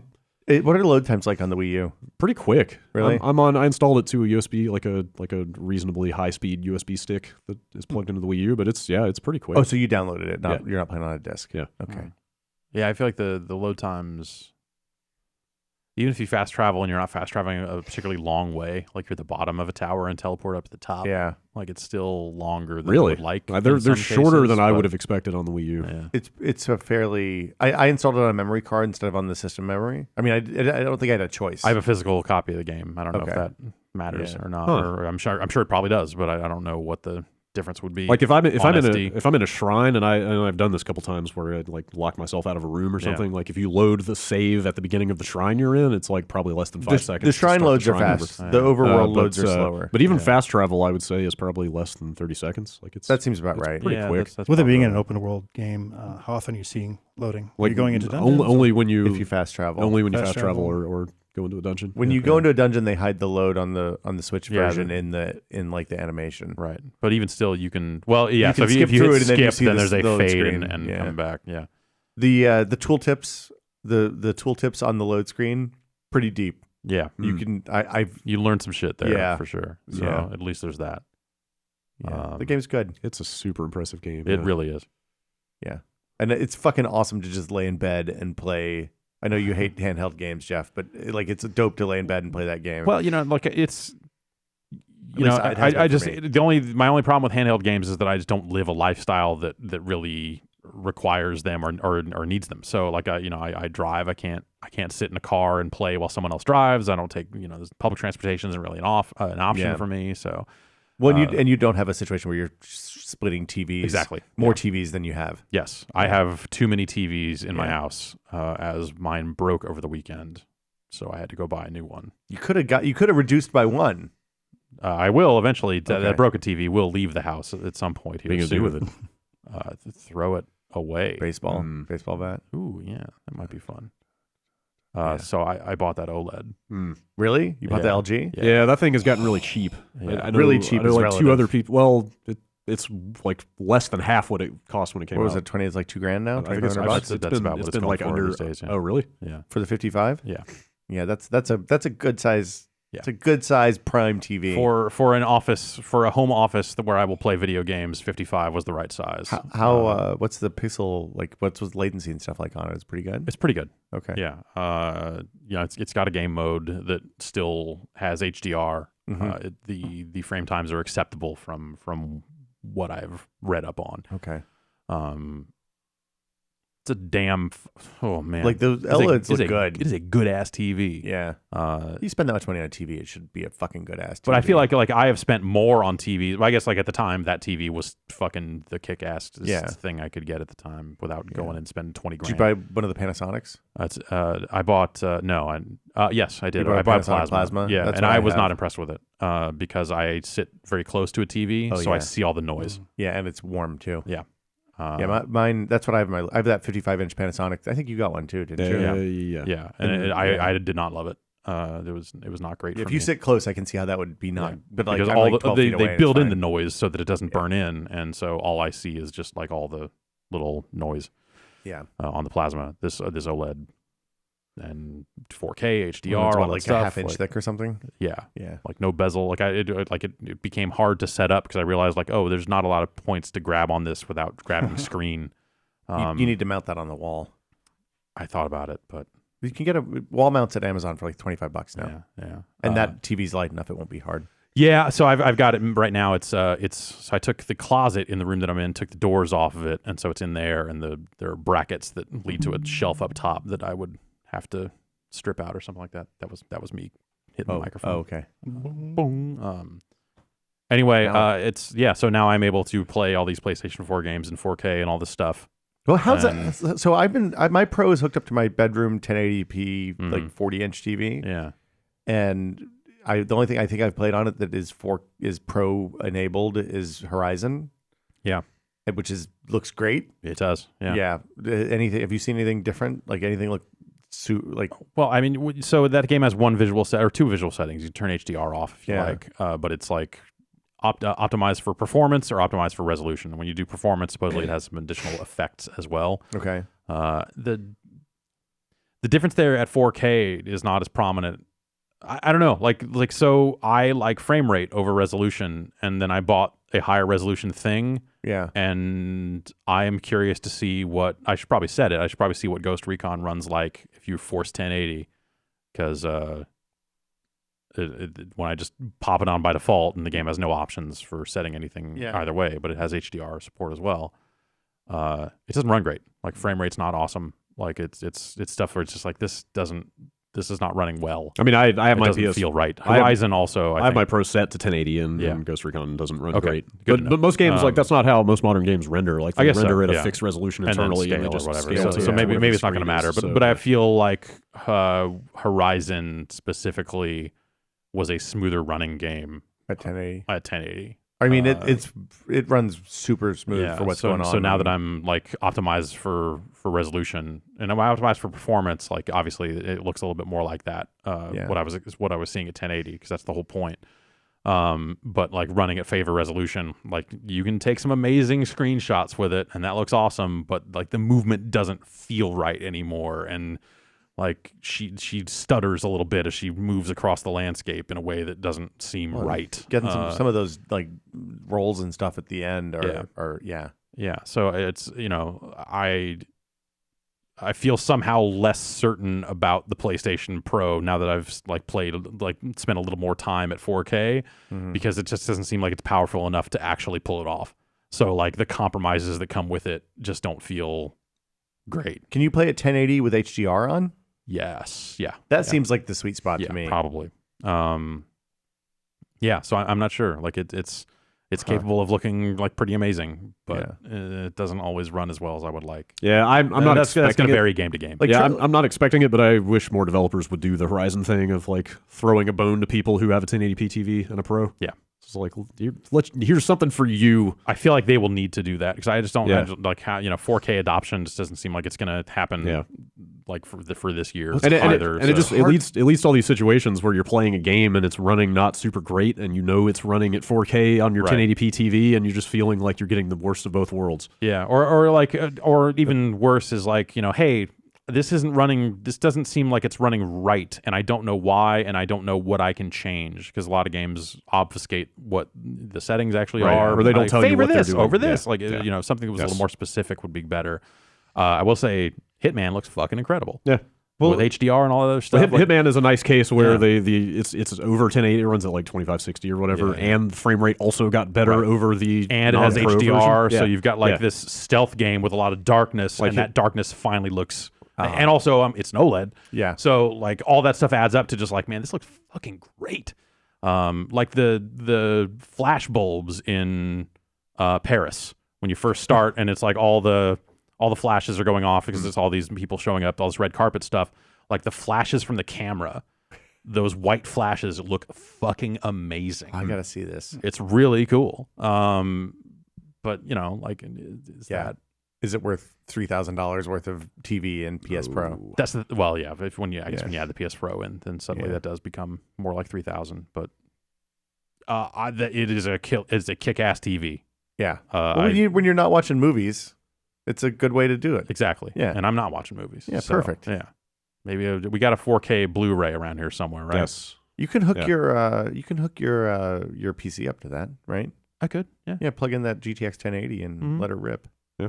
I might give that a go. See how it goes. I've been playing on a 4K PC stuff lately, and it's really nice. I don't know that it's necessary, but it's nice. It's a lot of pixels. Yeah, like I'm running at like 2560 by 1600 now, and that's like old. I think of those as 90s resolutions. Oh, sorry. Yeah. No, it's the 4K on the PC is like I have 2 monitors worth of, or 4 monitors worth of resolution. Yeah. On my desktop, which is dope. Yeah, that's cool. I'll probably hook it up at some point, just mess around with it. But I don't see myself doing like a lot of PC on the TV stuff when I've got like my 2 monitors right there already. Yeah. And you're too busy playing a tablet game on a 4K TV.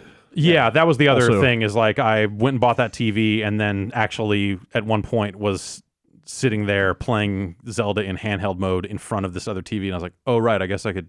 Whatever. And it just kind of kept going. So. It's the thing that I would say about the Switch is that the battery life concern. So my Pro controller came and I didn't charge it up at first. I was just using the duders with the puppy face. I don't know what it's called. The thing you slot grip, into. the joycon grips. Yeah. When you run down the battery on the Switch and you need to put in the dock to charge, you want to play on the TV. Then the batteries and the Joy-Cons last basically as long as it takes to charge the main tablet back up again, and then you can pop it out and play again there. Right. So as long as you don't give a shit about whether you're playing on the TV or on the thing, then you don't need the charging grip. Yeah.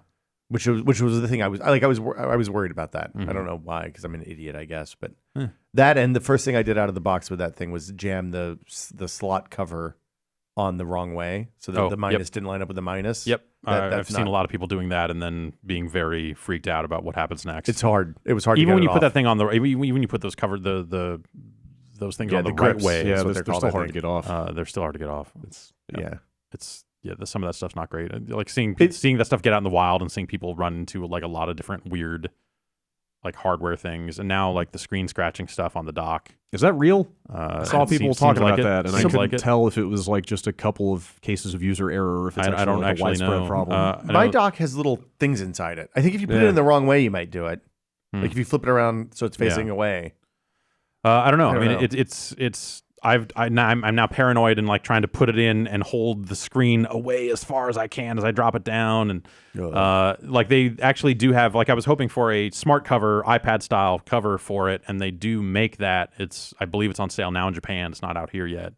But when you dock it, that thing doesn't fit in the dock, so it folds up over the top and drapes over. Has anybody figured out what the video out power combo, like can I buy a USB-C to HDMI and power adapter? Not as of now. Okay. Saw some people on forums like testing out current ones on the market, and they don't work. Okay. But I wonder if you had a powered hub. There's USB-C. Nothing. Everything they've tried, it refuses to I've work. seen some like USB-C like extension cables that people are putting to the bottom of the dock, and then running that to. If it's just an extension cable, I'd probably see that working. But yeah, but like getting video out of it without using the official dock, seems like a no-go. People have said so far that's not working. I mean, well, because there's two. You can do DisplayPort and you can do HDMI out of USB-C. Right.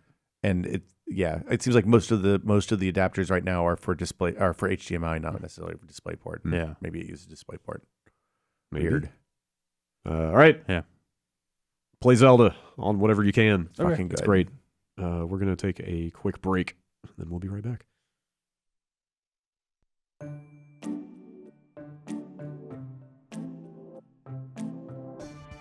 New year, new moves.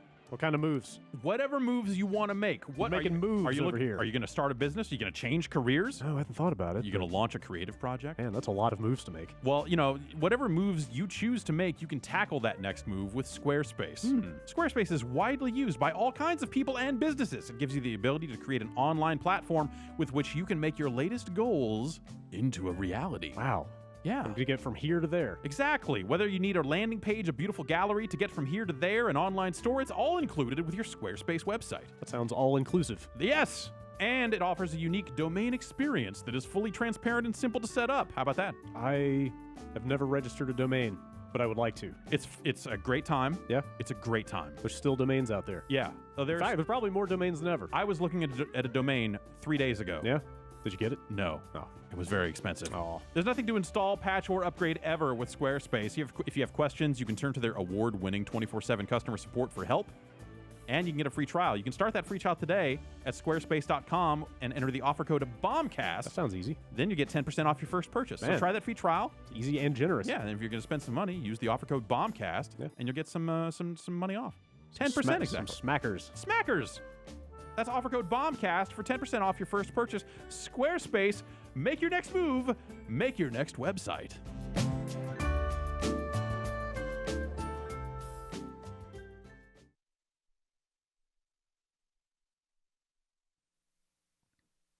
Will, how did your GDC go? It was really good. What did you see at GDC? I went mostly to like the indie games booths that were set up kind of 3 of them this year, maybe 4. So the Day of the Devs folks, which is Double Fine and friends, had Tacoma and that Rick and Morty VR thing and some other stuff set up over there. I played a little bit of the Banjo-Kazooie, ukulele. Oh, yeah. That game's pretty good. Which was pretty fun. Yeah. Just, I mean, does it wear its inspiration on its sleeve? Yeah, totally. It was very abundantly clear that game is a Banjo-Kazooie like. Okay. Yeah. That's the thing they're trying to make, right? Yeah. I mean, that's how they literally pitched. They literally pitched it as like, "Hey, we're the people that made that, and we're going to make another one." And without the license. I was excited. Like I was kind of lukewarm going into that, and was like, "This is pretty fucking good." Yeah. What version were you playing? Maybe PC. I had an Xbox One controller, I think. Probably PC. Maybe PC. Maybe Xbox. I don't know. Look nice. Looked really good. Yeah. Looked really good. I sat down and played like 10-15 minutes of that. Like that's a tough game to demo on a floor, but like they had us in an open world, like an overworld type area. Was it more jungle area? That's it was what ice. I played. The one I was in. That's different than what I played then. Yeah, it was pretty cool. I played a couple of things in the Indie Mega booth. I played this game called a Dual Hand Disaster Tracker. DUEL, and it was like a split screen thing. On the left side, you had kind of a Galaga type shooting things that are falling down at you from above. Yeah, and on the right side, you had like a top down kind of fly around, almost like 2-stick shooter, but only with 1 stick. And you had to do things on the right side to make the left side more powerful, and then you had to do things on the left side to make the right side more powerful. You take turns, or is this at the same time? Kind of at the same time. Ooh, cool. It was a little bit at like. Mechanically, it was set up so that you did a little bit on the right side, then you'd switch to the left side for a little bit, and then switch to the right side, and like figuring out that rhythm was the game basically. Yeah. But it had like a real sticky high score thing going, and like, it was the kind of thing that I played for like 10 minutes. I was like, I could see myself putting some real time into this. Yeah. This looks dope. That's neat. It's like one guy is making that game, which is awesome. It was all voxely and cool. Oh, nice. And then let's see what. Oh, I closed my notes. I played this game called Super Brian in the Control Alt GDC section, which is like weird hardware Alt shit. Control GDC, yeah. Weird hardware game installation pieces. Yeah. And this one was it's almost like skee ball. You had like you had to choose one of 2 balls, a yellow one or a red one, and you kind of rolled them down this ramp. It was flat. And when the ball went into the end, some cameras picked up like its velocity in motion, and that controlled the starting position for this ball on the video game part. Okay. So you kind of like it was a physicsy kind of thing, and there were power ups, and it was fucking cool. Like I don't know how you make a commercial product out of that, but it was a cool ass project that they had done for like some installation in France or something. Yeah. I think it was pronounced Super Brian. And then I also played this VR thing called Tender Claws. It's out now, I think, on Daydream, and it's a series of vignettes. Like it's a VR game where you put on VR headsets and take VR headsets off. Okay. In the game. Yeah. And it was really, really well done. I think it was a project that some kids, some I say kids, but some students at UC Santa Cruz put together or worked on or something, and it was very compelling. Is Daydream out? Daydream's out. Yeah. What are your thoughts on Daydream? I've yet to actually see one in person. So seeing that was the first time I've used Daydream for more than about 20 seconds. Yeah. It's neat. Like I love the controller is separate. It's not tracked, but it has accelerator and gyroscope, and they kind of cheat the tracking. Oh, so okay. it starts if I say hold your right hand up in front of your body, you're going to put it in about the same spot I have mine in. And that's where it is when you see that controller in your hand and it moves until it starts to drift after a while. Yeah. And then you can kind of shake it and it comes back. No. But like the fact that it has a little bit of a touchpad on there is pretty good. Like it seems like it's definitely more comfortable than doing the Cyclops thing with Gear VR and putting your hand up on your face. And it seems like Samsung has acknowledged that and is releasing an updated Gear without the side face pressing. But the VR seemed good. The headset's comfortable. The cloth makes it a little bit lighter. It seemed. I had at one point been thinking about getting a Pixel, and going that route because it seems like a cool ass phone. I've been thinking about that too, but I don't know. I don't know if the ecosystem changes make sense for the family. It seems like games are also on iOS first still for the most part. Yeah. Pixel seems pretty neat. I as iOS resets my app status about twice a week now for no apparent reason. I'm like, fuck you guys. I'm going to Android, but I don't think that'll stick. And then Oculus announced they did the day and date. They did the hey, by the way, this is out thing. Right. With Robo Recall. The game, Robo Recall had been like imminent for a long time. I think people have been like, what the fuck are they doing? Yeah. What are they doing? And it said early 2017, I think, when but it's that bullet train demo that they kind of unveiled touch with. Okay, so those are the same thing? This is what became. Yeah. So bullet train isn't robots. They made a game around the kind of teleporting and shooting people and bullet time mechanic that bullet train thing had. And it's out. You can play it now if you have touch. And it's free if you have touch. I think it's. Yeah. I think it might be free if you have Revive too, but I don't know for sure. So I think anytime if you're able to do, I think they said if you register to a touch controller maybe Revive does that. I haven't spent enough time with Revive. I have both headsets, so it's like why dick around with Revive? Exactly. Yeah. But yeah, like it's that game's it's neat. Like it is a neat. I played the demo they put out when the Touch first launched. Okay. Well, that's just bullet train. Well, right? so no. When I first got Touch, it was a weird change that I was actually confused by for a little bit. Where when I got my Touch controllers here in house, the bullet train demo was live on the Oculus Store, and I was able to download it and play it and go like, oh, cool. It's good to finally see this thing. People had said so much about it, and then it came time for us to start to record stuff because the Touch was about to ship, and the bullet train demo was gone. Really? And there was a Robo Recall demo there instead. Oh. And I was like, well, wait a minute. What the hell?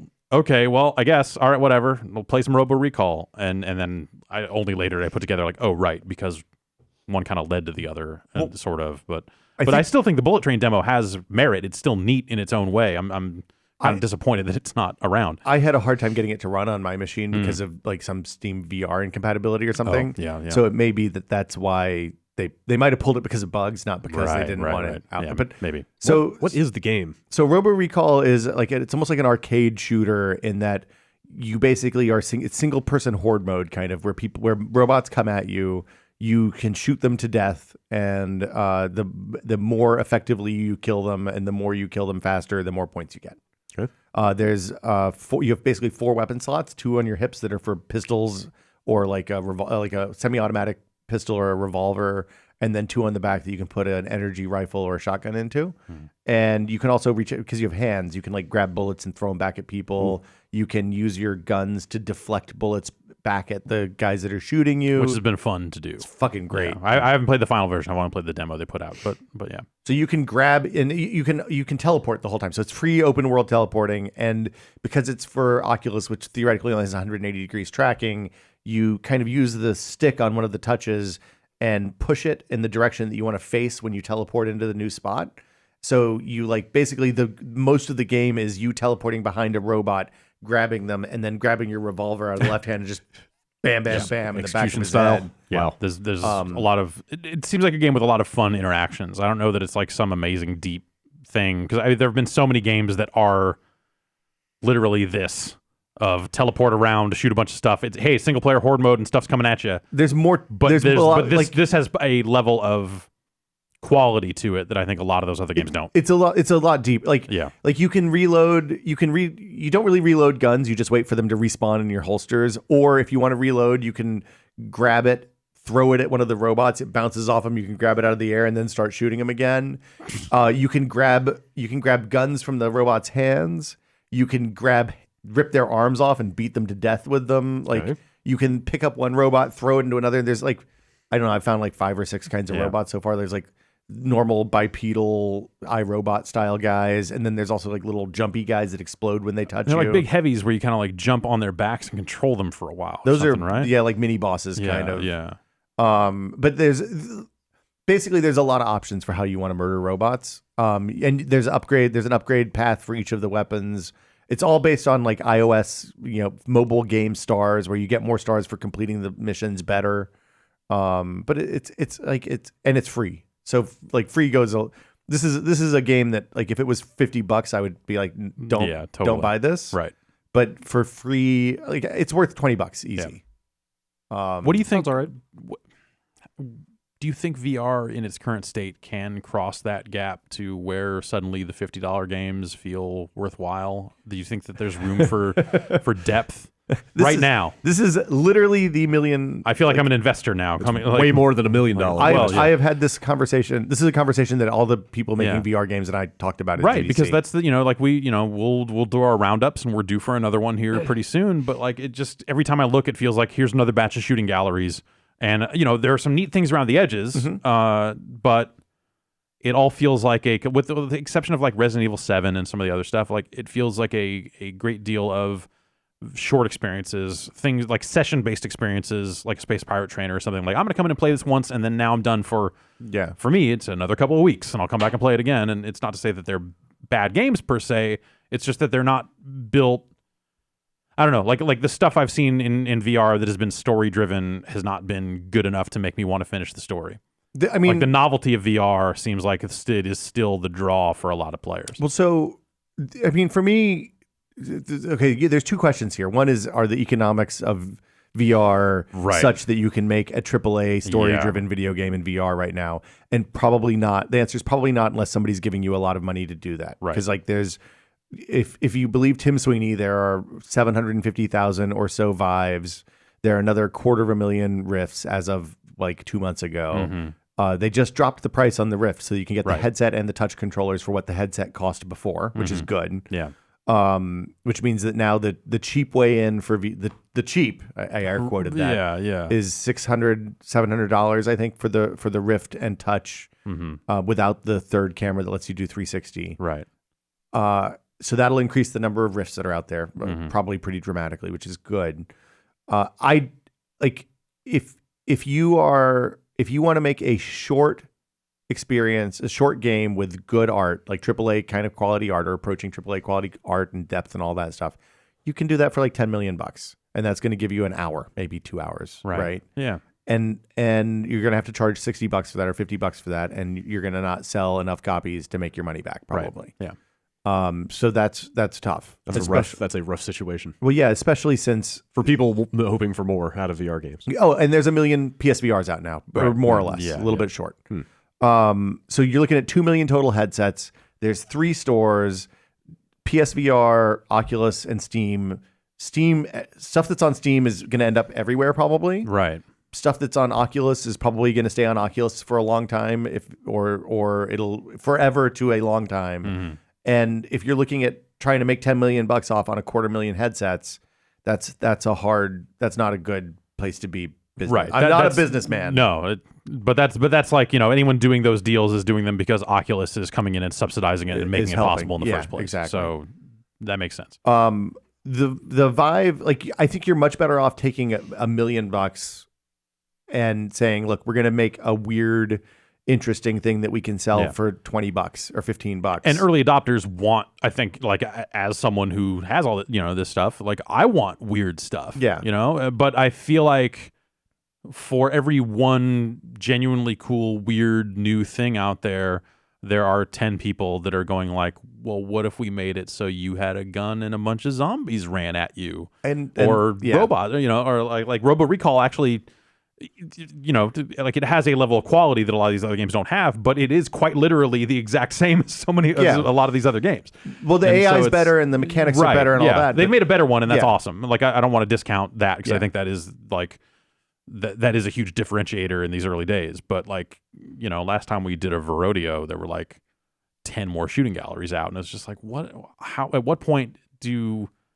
at what point is this small pool of developers making games for a small pool of potential consumers? But when do they realize like, oh, we can't get away with this anymore? Well, it's or we have to move on. We have to move forward. The stuff that I'm most interested in right now is stuff like Blarp, right? Which is just a weird room where when you punch the walls, everything gets polychromatic and kind of trippy, and like there's a bouncing thing, like there's a physics game in there, but it's mostly just this weird thing that some guy hacked together in an afternoon, or more than that, obviously. But and it's a place to dick around. I think we'll get there. Like if you think about it, right now we're looking at the 2-year mark. We're just at the 2-year mark since the Vive was introduced publicly. But right. Like if you're thinking about a normal development cycle where somebody's spending 18 months to 3 years, we're just going to start seeing those games now. Right. We saw like the stuff that we saw that was big early on, like Job Simulator and Fantastic Contraption, and that stuff was, they were brought into the loop before the public announcement, and they had money and whatever. Now we're going to start seeing games that people have been working on for reasonable development cycles, and I think that's when we'll start seeing the kind of more interesting things on Vive and PSVR and that stuff. I bring it up every time we have this conversation, but Fallout 4 is coming. Yeah. So there will be that as... Are they doing Doom? They said they were doing Doom. Are you sure? I thought they said they were doing Doom. They did that weird like experience where you could walk around in Doom levels back at E3 a year or two ago. Maybe that was it. I don't remember them ever saying they were going to do like proper VR support for actual Doom. Okay.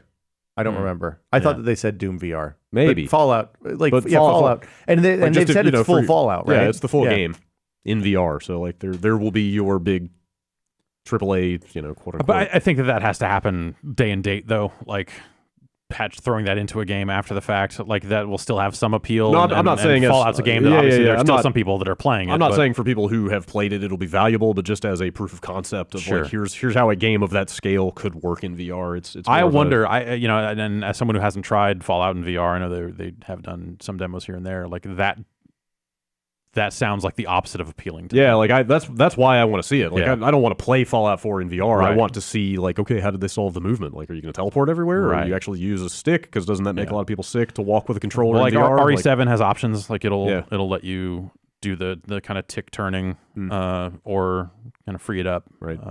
I mean, but they're figuring out movement stuff, right? Like if you. There's games where you can reach out and grab the world and pull it, and as long as your hand's controlling that, and you're not controlling head rotation with a stick, like linear, like people don't get sick, right? So and even using stick for movement, there are ways to make that less unpleasant for most people. Yeah, I guess what I'm getting at is I would not come to Fallout VR with a desire to play Fallout in VR. I would come to it with a list of questions that I want to see, like how does this go? Like can I do this for 10 hours straight the way I might with a standard version of Fallout 4. Yeah, it's just like, here is a massive sprawling console RPG that they shoved into VR. Like, does it work? Did they decide it was a good idea to physically make you look down at the Pip-Boy every time you want to use the menus? Like questions like that. That might be a more humane way to use the Pip-Boy than maybe. Right. I mean, everybody has questions about that stuff. I really don't. I have no idea. I'm as interested to see what that looks like as everybody is. Yeah. I mean, price cuts are good. Yeah, that's totally. It's down $200. It's for both. Yeah. Wow. Though also there was part of me on the price cut news that was like, oh, they need to blow these out because they're going to have versions have new hardware coming. They said no new hardware this year. Who did? Oculus did. All right. So and Vive has the upgraded head strap and like new lighthouses, right? They've shown prototype new lighthouse. So you can buy lighthouses from Valve Direct, I think. Yeah. LG has showed off a little bit of their headset to some people. I haven't seen it, but it looked like it's kind of geared for developers because it has a fold up front, so you can leave the head strap on. Yeah. It's a more rigid looking strap like the PSVR, but if you want to, like I spend a lot of time with the headset on my forehead, which sucks because it gets all greasy and being able to just fold that up where it's out of the way seems like it would be nice. I don't know. I'm not going to buy new headsets at this point. There's definitely a lot of time spent with me kind of looking through the nose. Yeah. Like just kind of like, okay, I can kind of see the keyboard well enough to type the thing I need to type to reset this, or there's a lot of stuff like that.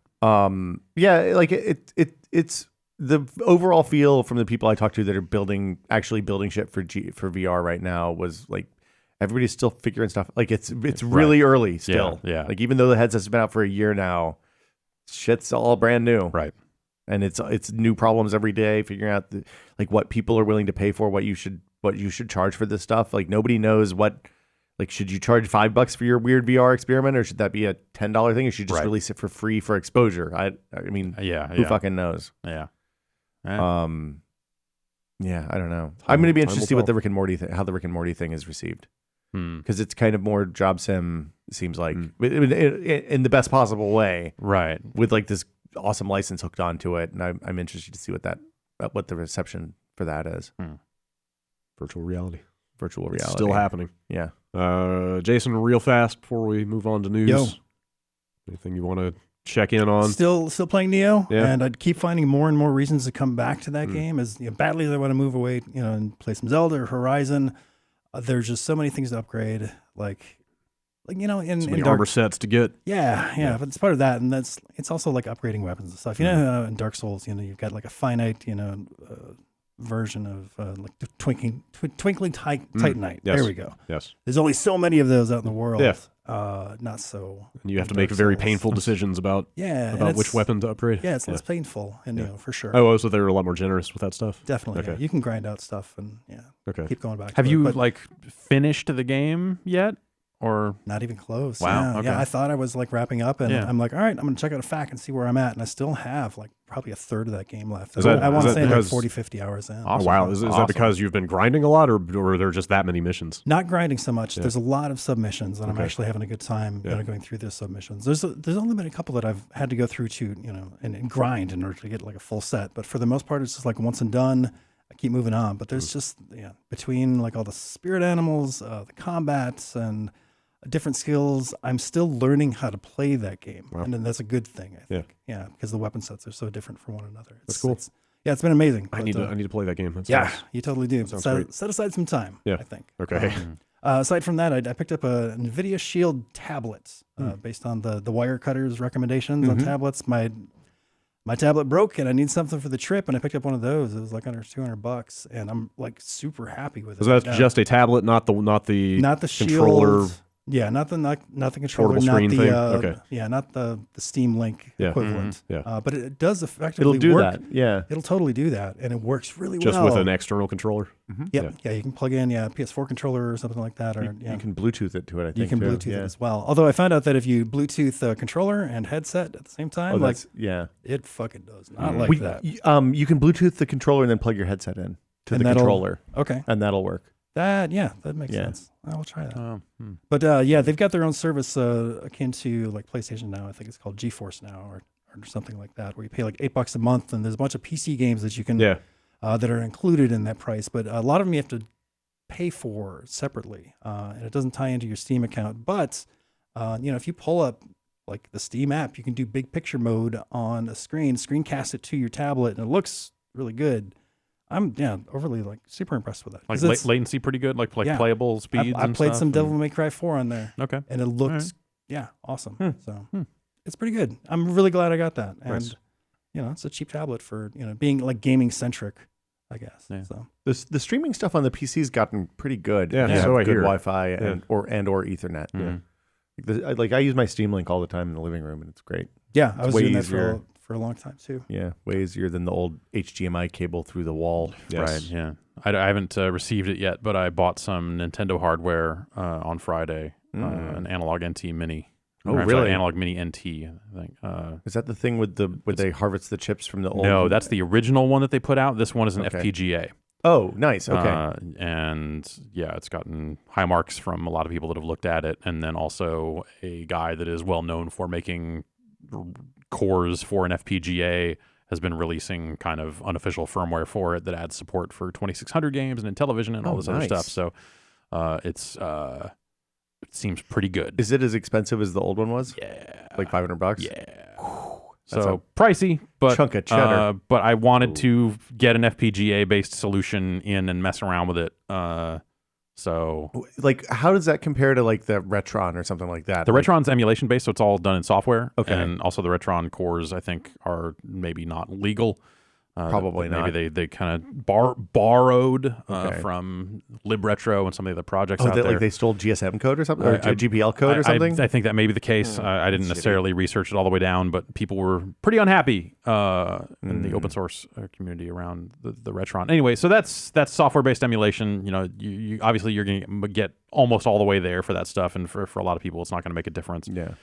With an FPGA, like they're simulating circuitry more or less, and as a result they're able to generate a 1080p signal out of that thing and still get low latency. It's not a case of like, we need to put a FrameMeister in the middle of this thing or anything to get the speeds you want. So it's generally speaking, without the FPGA based cores are gonna be low latency the same way a real console would be in terms of control input and all that sort of stuff. So that stuff can be important for some games. What's your controller like? What can do you just it has plug all it has pads? Bluetooth, so it has NES ports on it. Okay, and you can also I believe it comes with a Bluetooth adapter that will plug into that port, and a wireless NES controller that is apparently quite good. You can use regular original NES controllers there as well, but also through that Bluetooth, I think you can use those 8-bit DOs or one of those. Yeah, it is literally an 8-bit DOE. Okay. You can sync a PS4 controller to that thing and apparently use it. So do you do they do this for 16? Like NES is great. I would love that for 16-bit games. So the number of gates, or like the complexity of the FPGA in the analog is not enough to probably handle 16-bit stuff. Okay. So the guy who made those cores, he goes by the name Kevtris online. He has been working on an FPGA based device for some time now that will supposedly do Genesis and be TurboGrafx handling SNES. this kind of 16-bit stuff. Nice. So in theory, this device will exist someday. It does not currently. It's not currently for sale. I would be very interested in picking up something along those lines as well, because it's a fascinating concept, if nothing else. And so but there are other FPGAs out there. Like people have kind of like made good Commodore 64 cores for that stuff that you could theoretically get into, or programming things that will run Galaga really accurately on an FPGA and stuff. So it's just a fascinating thing. That unofficial firmware kind of pushed me over the edge. Like Peter Brown's had one at his desk for a while. I was looking at it going, this is pretty cool. And then once it can be like, hey, you can play other systems, and then theoretically we're going to do cartridge adapters that will let that work. And so it'll be a really good dumping solution for kind of preserving some of these games as well, which could be nice. Well, because the NES carts had a bunch of weird, like each cart was kind of its own thing, right? Yeah. So with this unofficial firmware, you can dump NES carts, but you still have to tell it what mapper it is. And then I assume it has like an SD card slot or something on it, so you can just, if you want to do some dirty business, you can load up a lot of stuff on there. With the unofficial firmware, you can do all the dirty business you want. Nice. So it just seems like a cool ass thing. That at some point with all that added functionality, the price started to seem a little more sensible, and I wanted to experiment with it. So, and if you're in like, what's a FrameMeister? $250? Probably $300? 300, I think. Yeah. So like if you're in that market, then an extra what's an extra 200 is a nice modded NES. So if you wanted to go analog out to a PVM, you could probably still put a FrameMeister in the middle of that chain and professional video monitor. Yeah. Okay. Yeah. This is a dark Peter's business. got one over. Yeah. No, there's a nightmare out there for that stuff. I don't want any part of it. Nope. Yeah. No, thank you. I have an old CRT monitor in my storage unit if anybody wants one. It's a 19. Someone probably Sharp. will at some point. I don't want to know from those people. I'm just saying in the room. I'll bring it over next time. Yeah. Gotta clean that shit out. It's a monitor, not a TV. It's a 19-inch TV with S-Video in, I think. I've got a Samsung SyncMaster. That's pretty good. Somewhere. That's pretty good, too. It was a good quality monitor for a lot of years. Every time we talk about like CRT monitors on the show, I inevitably get a bunch of emails and tweets saying, hey, I've got one sitting in my garage if you guys want it. Yeah. Nope. In college, I bought a used, I think it was a Commodore monitor. I feel like I remember people saying the Commodore monitors were pretty highly prized. Yes, definitely. Yeah. I think I have one of those somewhere. I just don't know where. The fucking guy like packed it very poorly and sent it U.S. Postal Service, and it showed up just busted up enough to not work right. But I remember people saying like, yeah, that even back then that was maybe not the thing you wanted, but one of the better monitors you could get for older consoles. When Future replaced everybody's CRTs with LCDs for power savings reasons, they fire saled all the old CRTs. So I bought a 24-inch widescreen Trinitron for like $80 or something. Nice. That I used literally until my desk was starting to sag in the middle. HD or not? Yeah, it was a monitor. Pre-HD. No, it was like PC 1920 by 1200 or something. Okay. Yeah. Wow. Cool. Yeah, that thing's cool. awesome. That's cool. All right, let's whip through some news stories real fast. Not that we have a whole lot. It's mostly run off from the Switch launch. Nintendo put out a statement about the Joy-Con connectivity issues, which I guess means we can assume that day one firmware update did not fix the problem. Okay. I haven't had any problems with mine. Yeah, it seems super intermittent. I don't know. When we got our Switch in here and the reports started going around, like I was able to recreate it, but I kind of had to go out of my way of like, okay, I'm going to set this tablet down, then walk 15 feet away, and then turn around and put my body between the tablet and go like this. And sure enough, that would break it. But some people...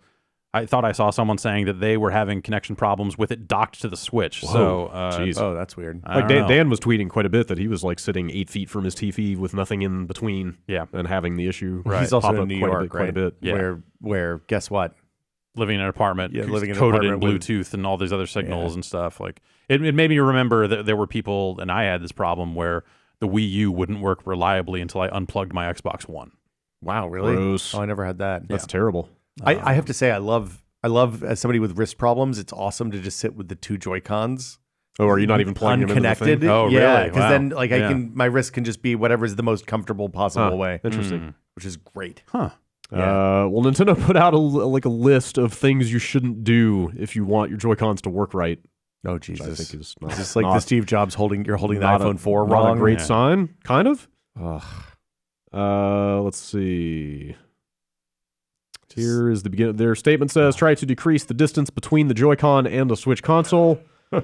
Ensure that the Nintendo Switch console is placed to minimize interference with the Joy-Con. It is best if the Switch is placed out in the open and that it is not within 3 to 4 feet of another wireless device, such as wireless speaker or a wireless access point. What about like a game console? Or a TV. Because every fucking TV has Wi-Fi now. Yeah. Pressed against a large amount of wires and cords. Okay. So good luck to you if you have wires and cords behind your TV stand. Placed in or under a metal object. Like a TV? Like a television. Behind a TV. Okay. Or near an aquarium. Really? An aquarium? Yes. Because of the pump? I don't know. Huh.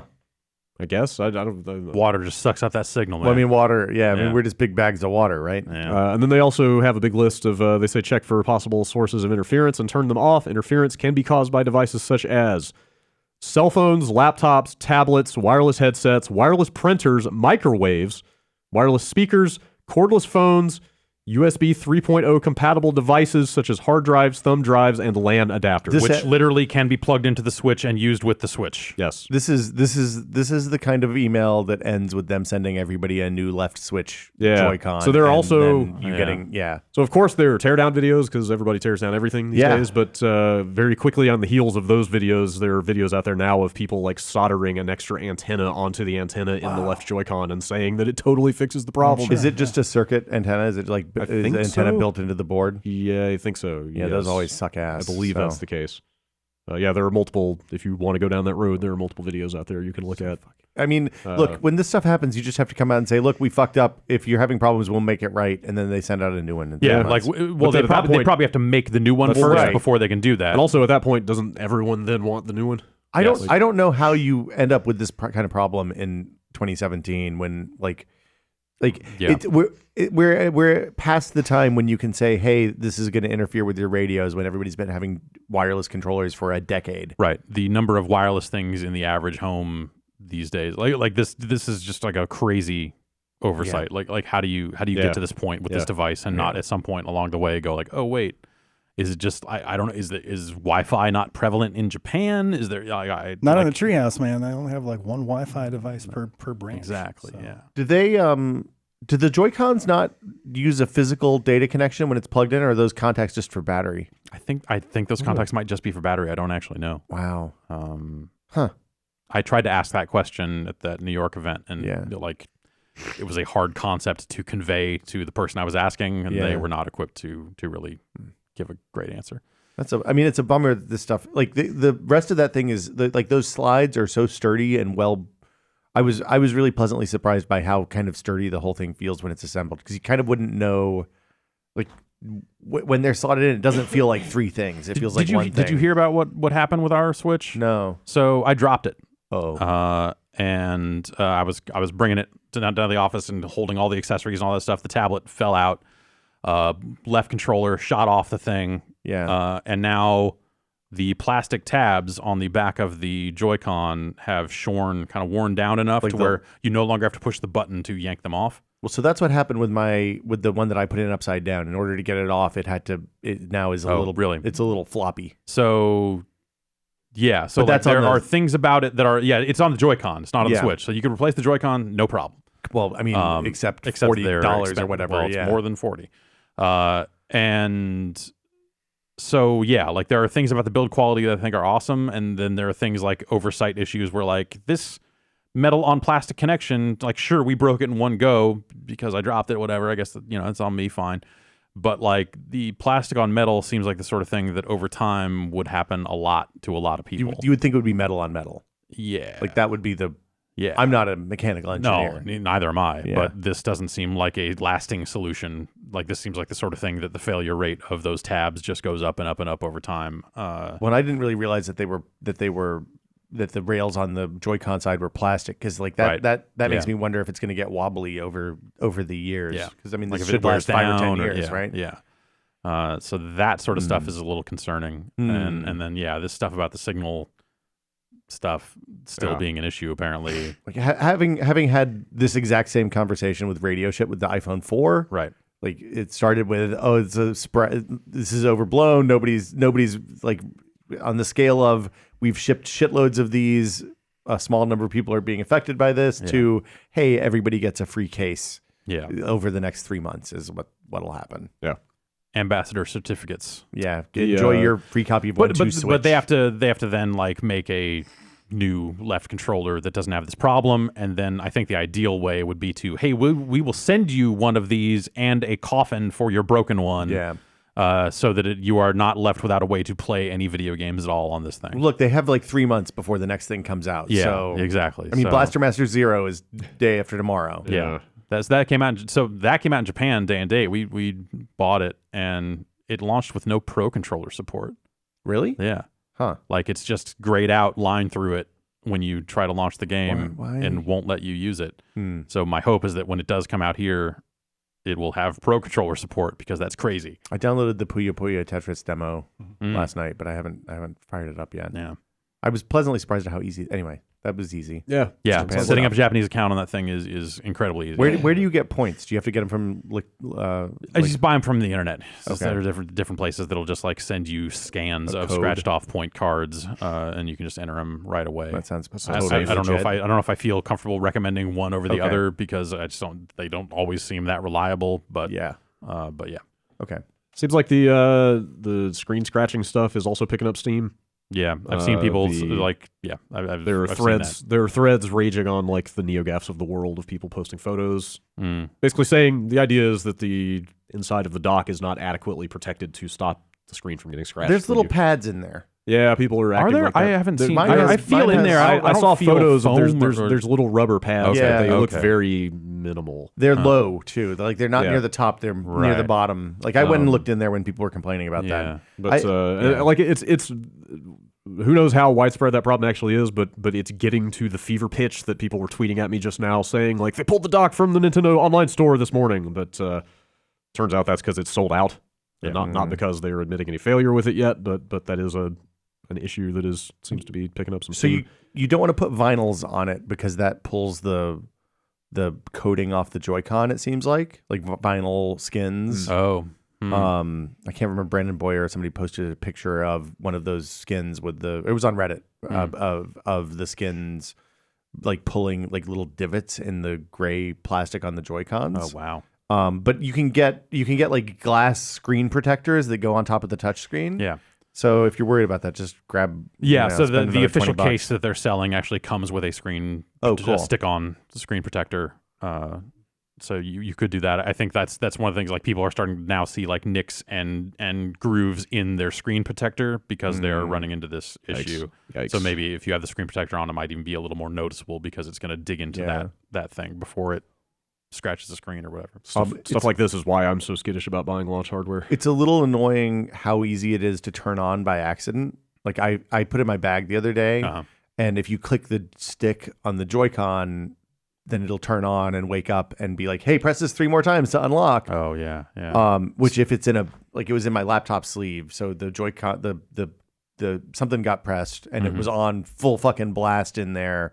So when I opened it up, the fan was going. It was hot. The whole thing. Wow. I was like, this isn't great. So so that TV I bought will actually, if you turn on anything that is hooked up to an input, it will pop up that input and say, more or less say, "Hey, this is active now," for an easy way for you to switch to it. And the Switch keeps just popping that prompt over and over again. That shit's like maddening. every hour or so, or multiple times in an hour. Like I was just playing Ghost Recon. I was playing a PS4 game, and it'll just pop up Switch, and it'll fade away. Because eventually it'll time out when I don't do anything, because the TV will do that. But it's like even in sleep mode, the Switch is occasionally just pinging HDMI stuff out in a way that tells the TV there's something there. Weird. And I turned off the like control TV with Switch stuff. Maybe I should turn it back on and see if that changes anything. I turned that off because I just don't use that's not a functionality I need or want. If you can get to the point that all you need is stuff that turns on that way, it's so nice to just hit the remote for the thing you want and it just switches right to the input and you don't ever have to think about that shit. Yeah. But if you have one thing that doesn't do that, then the whole system breaks down. Right. The Steam Link does that too. Like it sporadically turns on the TV for no apparent reason, which I just leave it unplugged most of the time. Yeah, it's one way to go. Mm-hmm. We covered all this stuff pretty extensively firsthand on the stream on Friday, but the Day 1 update came out for the Switch, added all the online stuff. Stuff's bad. It is bad. Stuff's terrible. Friend codes are back. The parental controls is system wide, not account wide. Oh boy! So that means I have to, if I turned on the time limits, I have to like put in the fucking code every single time I turn it off or on. That's no good. That's no good. Just dumb. But like the stuff where like, hey, it uses your non-unique profile name when you send friend requests. Like you can't even see someone's friend code if they send you a friend request. Yep. So you just get no way to tell who they requests are. with just like Dave, and it's Mario's face. Like, is that a Dave I know? Well, if it's a friend from Mario Run, it tells you the Mario Run name. Yeah. Well, yeah, there's which that. Is nice. So I have found people that way. Yeah. I think you and I are friends. Yeah, we'll talk about it offline. Yeah. But I think, yeah. You were my first friend, Okay. Jeff. All right. I saw a Will come through, and I'm like, that's probably Will. Yeah. We're Matomo friends, I think. Yeah. That's our connection. Because we were Matomo friends. Yeah. But I gave all that stuff out publicly, so I have a bunch of Matomo friends and Super Mario Run friends who I don't actually know. So even that stuff is not reliable, contaminated. And that's my problem. Yeah, for doing that. But I think that like it just means that friend system is really built for a small number of your real friends, and also you can't really interact with them in any way now. There's no point to being friends. I can see that you're playing Breath of the Wild. Yeah. Yeah. And strange. And I have 3 more friend requests. Yeah. It's nice to have accounts that you can switch back and forth to. Yeah, that's kind of cool. That's been good. I think I'm gonna re-roll because you can re-roll your friend code. There you go. Right now it says that's a good feature. You have to wait until April 1st to do it, or at least I do. I don't know if it's just like a 1 month thing or whatever it is, but so I will re-roll mine and not give it out publicly, I guess, and cut my friends list down to people that I can, because it's just pointless right now. It's just a waste of time. Maybe when Splatoon comes out and they start beta testing their real online service, they will be able to fix some of this stuff. But in its current state, it is one of the most backwards ass systems that they have ever constructed.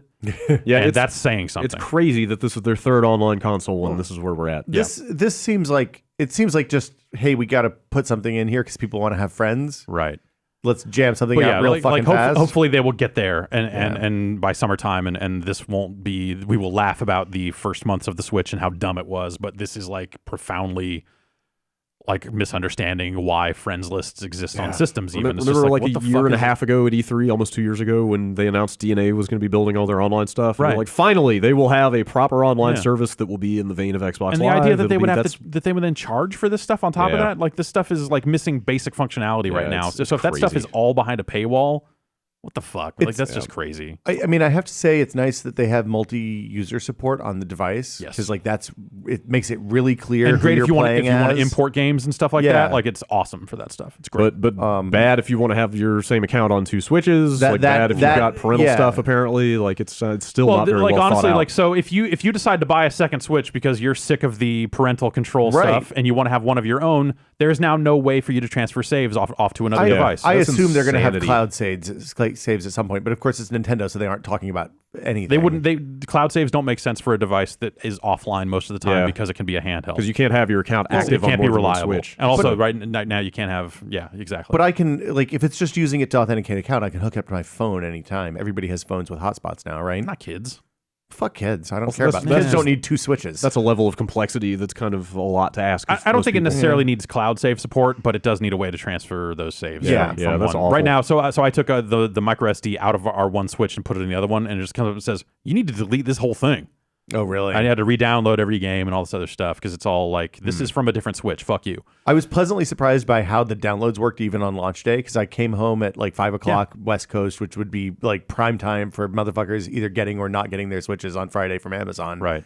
And it downloaded the update in like 2 minutes, and it downloaded Zelda, which game downloads pretty fast, like 10 gigs or something in practically no time. I feel like that stuff's been better. Like Xbox One downloads have picked up Steam, not quite Steam speeds, but they're pretty good. They've gotten a lot faster with the last couple of firmware updates that they've pushed. Yeah, Sony stuff still feels like a crapshoot, but it's not good. Nintendo stuff's been pretty fast. Did I see Amazon's giving out like some pretty crazy refunds to people who didn't get theirs on launch day? I saw it ranging from 10% off to 50% off, depending on how much shit you ordered. It seemed like. Oh, I see. Okay. And they're doing the 20% discount on Switch carts. So if you want if you want like 1-2 Switch for, which I don't know why you would, but I kind of want it to play with my kid, but not $60, $50 worth, whatever it is. Right. Yeah. It's still 20% off if you buy the physical version. I still don't think it's worth $40, I guess, at that point. Yeah, but that's still high. Yeah. That's still high. And then the perhaps the most scandalous revelation of the day one update is that the eShop has no music. Yeah. Yeah, I couldn't believe that. Sad state of affairs, dude, truly. What is happening? Yeah. The dream is dead. Yeah. I guess I should clarify, like you can have your account on multiple Switches, and you can log in and do friends list stuff. Okay. Yeah. But you cannot play or download any games on the other Switch. Like there's inside the eShop settings, there is activated, deactivated, and you have to manually deactivate on one before you can activate on another. So what if you're playing a physical game? The saves don't store to that cart. Oh, right. Yeah. So you would still you lose your save. Yeah. That's so. Yep. Like that's bad. That's no good. Yeah. I mean, like it gives them no upgrade path for if you have 2 kids and you want to get them a second Switch. Exactly. Like why you're never going to do that because one of the kids is going to get fucked. Or when the inevitable like Switch Lite comes out or whatever. You have to imagine that by the time they get to that point, though, like this is not functionality that exists today, but this is functionality that they can and should and almost have to add at some point. But then if they're going to do that, they should do the non-Nintendo thing and say, look, we realize that this is bullshit and we're going to have a solution for you before it becomes an issue. Yeah. Right. They should comment on that. I assume that at some point you'll be able to take the Pikmin out of my old Switch and bring them to my new Switch with my shit on them. Yeah. System transfer or something like that. But yeah. This is something that they've fucked up over and over and over again. Yeah. And with a portable, it's much more important. Like compared to the 3DS way, which was pop the SD card out and put it in the new one and shit just works. But I at the same time, I get why, because this is a portable that you can't guarantee that the online connection is going to always be there, that they have to build things in a slightly more draconian way to prevent situations where like you activate the other switch, but you take the other switch and put it in airplane mode, so it never gets the deactivation ping. So you're sitting there playing your online games for a length of time. Like it's almost like an Xbox One situation, like original DRM fucked Xbox One situation. But like give them put a time limit on it. Make it check in every 7 days. Right? I'm fine with that on a portable system. I'm at Wi-Fi every 7 days. Yeah, I wonder if your eShop stuff will eventually stop working if you are offline for an extended period of time. I don't actually know. Because when I deactivated, I then tried to launch a game, I tried to launch a game on the deactivated system, and it was like, "Hey, we need to check the internet to see if you can play this or not." So in the current setup, I would assume it would work forever, since you can never have it activated on more than one device. Right, you would think. But like I would happily trade that freedom away for I can have this on 2 devices at once. I don't know. I mean, there's there's a weird sense of entitlement about how this stuff should work. A lot of it's based on like the place, like being able to do a primary console, secondary console thing. Right. Like my PlayStation, the way the PlayStation works, I can play multiplayer games with my wife with only having one copy of the game. Right. Because I have 2 PlayStations in the house. Yeah. And that's weird. Like it's maybe, I don't know. I feel like that's entitled, but it probably shouldn't be. Well, I don't know that, like, that's not a necessity for me. It really is just about like the ability to access that stuff in, well, for me, it's like multiple rooms of the house. Like, I'm going to play this PS4 game in the living room, and I play it out here. And generally speaking, I only really play it. But then in the PlayStation has weird problems too, because you can't it doesn't automatically upload cloud saves except for from the primary machine, so you end up in the orphan save situation. I mean, I don't know what the right answer to this shit is. Yeah, it's all complicated, and a lot of people will never see that stuff. But I think that's where it starts to actually become a real problem, is in cases where you have multiple people sharing one Switch, and eventually they want to get their own Switch, and now they're fucked. Well, and with mobile, and the fact that it's mobile, and the fact that there will be price drops, and the fact that 2 years from now you'll be able to get one for $200. $150, whatever. Yeah, like it's gonna be a problem. Yeah, but by then, there's a lot of time for them to actually just develop the ability to migrate one of the 2 accounts on a system to another device. Like maybe they, this is not unfuckable, or pay your $20 a year and save everything in the cloud. Rather, this is unfuckable. I guess. Yeah, but or maybe their online service comes with cloud. That would be amazing. If I never have to think about it again, I would be totally happy with that. Yeah. Anyway, we shall see. I guess I'll bring this up, even though it's kind of not the most comprehensive data point, but Famitsu says that the Switch sold, let's see, they estimate 330,637 units in its first 3 days in Japan. Yeah, which sounds pretty good. Pretty good for Japan today. That sounds pretty good. I think that's way more than what there's an interview in the New York Times. I saw like data points from that interview. The reporter was just posting to Twitter that made it sound like that they are selling faster than the Wii. Reggie, you're talking about the first 3 days being faster than any Nintendo console. Yeah, which like it's a weird data point. That's delightfully vague. Yeah, it's a weird data point. Well, I feel like I remember the Wii moving pretty fast. But the Wii sold out pretty fast, but it was also crazy supply constraints. Who knows how many units they shipped to market. I feel like anecdotally, it sounded like it was relatively easy to just show up at a store and get one. Even in San Francisco, there were people showing up at that Target up the street. A Switch. Yeah, and just walking into a store and getting one like at time, at opening, not necessarily lining up overnight or anything like that. Like obviously, like the online pre-order situation sounds like it got kind of fucked. A lot of Amazon people got fucked. Definitely some Best Buy people ran into some trouble as well. Mine showed up just fine. Mine was there at 2:00 in the afternoon. But I don't know. It seems like that there people were potentially able to pre-order them in some territories a few days before launch and still get one day of. And like you have to wonder, like, did they figure out the supply problem? Are these things not actually moving all that well? Like they're out there kind of claiming that it's been a very fast launch for them, but I just don't know. Well, if you look at what's in that thing, right? It's an NVIDIA ARM processor. So like that is not a thing that is hard to make in 2017, right? Yeah. So they're not constrained by that. The weird stuff that's in the Joy-Cons that makes the HG rumble and all that stuff work. Maybe that's the gate this time. It seems like Pro controllers were maybe a little bit hard to find. That just seems like something that is like an estimate based on what they think demand's going to be or something. Like there's nothing in there that. Yeah. Well, it does have like an NFC reader for Amiibo. But an NFC reader is that's not a hard thing to like. There's no like with the Wii, the accelerometer chip when the Wii came out was a relatively new, still pretty expensive piece of silicon. Yeah. And there's not, as far as I can tell, there's not an equivalent of that in this thing. Yeah. Like the screen's old and low res, the like the joycon mechanics, like that stuff's all custom. Mm-hmm. But yeah, I don't. It seems like this is a much more manufacturable thing than the Wii was maybe in 20. Because remember when the Wii was new, it was hard to find fucking Wiimotes. Right. Mm-hmm. Yeah. You could get all the nunchucks you needed and no fucking Wiimotes to be found. So Story of my life. yeah, Too many nunchucks, not enough Wiimotes. really, it's true. Yeah.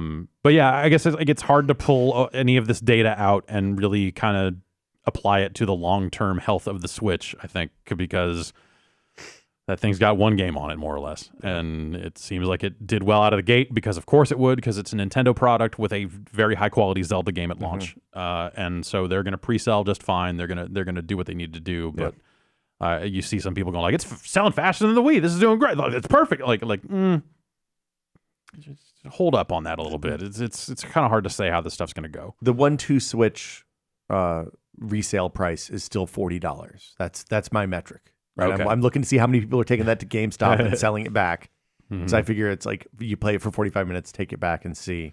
I just wonder, like, how well that would even be selling if you have a number of people that are just like getting it and getting a Zelda and don't want anything to do with 1-2 Switch in the first place. I mean, yeah. So maybe there aren't that many copies out there to sell back. It's possible, but yeah, that seems like a good. The 1-2 Switch index. Yeah, I mean, it's not scientific. It's no. just a few things just a marker. Few things are. Yeah, I don't know. I mean, I think the best thing for them for this console is that they have a good fucking Zelda game at launch. I mean, they've never had that before. Yeah, I think there's that, and I think that they need to sooner rather than later stop claiming that they still are going to support the 3DS. Like, if they want the Switch to succeed, they should be out there saying like, we are all the way in on the Switch. You're going to get all of our best games right here, right now. Not like, oh, the 3DS is still very much alive. And they always do that. They always do that. But I think that is something that doesn't reflect well on the Switch's future prospects. If you actually took them at face value and took that to mean, well, they're going to support the 3DS for years to come with the level of games that it has been receiving, which in reality, it's probably more like the stuff that's out in Japan will come over and then we'll slowly stop talking about the 3DS. I feel like that they could be making the Switch seem even more attractive if they were out there selling it as this is the one thing you need for the next X years of Nintendo games, regardless of who makes them. I bet this is where it will live. I bet there are a lot of parents out there who buy 3DS-like things for their kids who would balk at a $300 thing when they hear that. I agree, but maybe they need the 3DS out there as a lower tier platform to continue pushing to kids. You know, I think they should continue to have it out there because there is a great library of games for the 3DS, and that already exists. But to be out there talking like the 3DS is still 100% alive and kicking, I think that's probably not the reality. Well, how many Switches do they need in market before they say, hey, the next Pokemon is going to be a Switch game and not a 3DS I think game? if they right? Yeah. But if they got out there, I mean, that's like a chicken and egg thing, because if they came out there and said, hey, the next Pokemon game is a Switch game, they would sell Switches. I mean, yeah, but they've already got a Zelda and soon a Mario, so like they're going to move a lot of those on those anyway. But also, they're not going to put out a new Pokemon this year. Yeah, I think but you could see a situation. Maybe they start doing split console stuff where it's like, hey, this game's coming to 3DS and the Switch, or I mean, you get an enhanced. Maybe they do an enhanced edition of Sun and Moon for Switch someday. Yeah, I mean, I think it's more likely that they'll start rolling out the old games as. I mean, they clearly. There's a reason they keep releasing the old Pokemon games on 3DS Virtual Console. Yeah. I think they'll test the waters with that stuff first, don't you? But I think so too. I just it's one of those things I look at and go like, man, like this has the potential to be a fantastic, amazing device by virtue of it being one platform instead of two. Yeah, and not having the handheld console split that Nintendo has always had. Yeah, that was a real problem in the Wii U and 3DS. Yeah, I totally agree that would be the ideal. Yeah. Like the idea of all those games that you feel like were kind of held back by being on 3DS suddenly like being allowed to blossom on this way better platform. Like that is absolutely the ideal. I don't know if they can make that sell to the people who buy 3DSs for Layton for 6 to 8 year olds or whatever. and Etrian Odyssey and all those. I want those games on Switch. Totally. Right. Although you start to worry that those games were a product of what the 3DS was capable of, and that you might just not get games like that on a system that can play big console games. I mean, that's like possible. something like a Layton, which is the Vita problem in some ways. right? Yeah. Like something like Layton came about because it was on a small screen and you had a stylus and stuff, right? Like that game just may never have been conceived on a Switch. I mean, you can still use your fingers though. Yeah, but fingers. the impetus to make something like that may not have been there. And also the impetus to make like a handheld only game that heavily relies on the touch screen, I think, is a really awkward proposition as well. Yeah, There's totally. that game Voez that's out in Japan. It's a rhythm game that Yeah. there's no button controls at all. It's only touch. Oh. Which is interesting that Nintendo is allowing developers to kind of dictate that. I mean, the battery life on that's fully, like, even with Breath of the Wild, it's sufficient. Like, yeah, it hasn't been a problem. For me, it's more that like, hey, the prospect of this is that it can do both, but you can't use a touch screen and the TV at the same time. So if you ever are making a touch screen only game, which Voez is actually a mobile port, not to say that it's bad. It's a rhythm game. It doesn't need to be complicated, but it creates that situation where functionality is limited. But they'll. I mean, that's shit that they'll figure out, right? I mean, not the mobile, like whether the audience is okay with games that only work in handheld mode. They'll find out, yeah. And that's the situation where like, oh, Mario Maker could exist on a Switch. It would just mean you could only make levels undocked. Yeah. And then you could theoretically dock to play or play in your hand. You know, like that's the versatility. I don't know. I know you have a moral objection to the thing not working in like both modes all the time. I think I'm like kind of actually okay with it. Like seeing it in action and kind of doing it's like, oh, you know, I guess this is all right. It's just weird. Yeah, for a system where the whole pitch was being able to do both. Like having that out launch day, like you're like, oh, so it doesn't necessarily guarantee that it can do both. And having like Blaster Master not support a Pro Controller. Yeah. Like there's just weird bits and pieces where it's like, this stuff should probably be standardized in a way that developers can't. The whole philosophy of the thing seemed to be like, you can play it however you want, except for the few times when we tell you can't. And honestly, like a game like Voez wouldn't work with a regular controller. So it's not a matter of like, oh, they should have come up with a way to make their touchscreen rhythm game work with a controller. It's like, this game can't exist. Yeah. Unless it's a touchscreen only game. So either you're okay with that game not existing on the Switch at all, or you're okay with there being these edge cases that are going to be weird. And I think I would rather have more games on the platform than less. I'll always go for the weird edge cases, breaking the rules of the platform, like assuming it's not egregious and makes it bad for the user. Yeah, I'd say the Pro Controller, Blaster Master stuff, it's probably some oversight that hopefully they will patch in. But that's another weird one. Especially because there's no real D-pad on the actual Switch. Right, it doesn't feel good. Here's this like 8-bit style old school platformer that you can't use a real D-pad to play. Right. Yeah. Playing those Neo Geo fighting games on that 4-button fake D-pad is a bad scene. It's doable. You just wouldn't want to. I found myself, you know, as rough as the Wii U version of Zelda is, I kind of found myself being thankful. It was like, hey, I can just get Zelda and play it. Yeah. Like here's this console that I feel like I didn't quite get my money's worth out of, and this Pro Controller for the Wii U that I bought and spent about 45 minutes with. Yep. See, the conversation in my house was, we're leaving the Wii U plugged in because my kid likes to play the Wii U, right? Mm-hmm. And the Wii U is staying in the big TV, and the Switch is You guys probably used your Wii U way more than I did. My Wii U has seen more use in since she started being interested in video games than any other console in my house. So you guys probably feel like your purchase was more justified than mine. I was okay with it. But like Mario Maker and Pikmin did it for me. Yeah. For me, it wasn't until Mario Maker that like all that stuff lined up in a way that I was like, okay, I feel great about all this now. I mean, Yoshi's Woolly World, phenomenal game of the year 2015. There were games along the way. I mean, you know, Bayonetta 2 is a hell of a game. Yeah. You know, there's been good stuff happening on the Wii U. Yeah, it's not to say it hasn't had its share. But in terms of just like literal time spent and stuff like that, it wasn't until like Mario Maker was probably the only game that I was like that thing is, my Wii U is still hooked up. That thing is still in it. I still play Mario Maker. It's an amazing game. Yeah. All right. Last news story. It's about Destiny. Ooh. Bungie came out and confirmed the rumors that have been floating around. I have to wonder if they came out and confirmed this because Jason Schreier keeps snooping around because he had just published a thing about Destiny 2, like I think that day or the day before.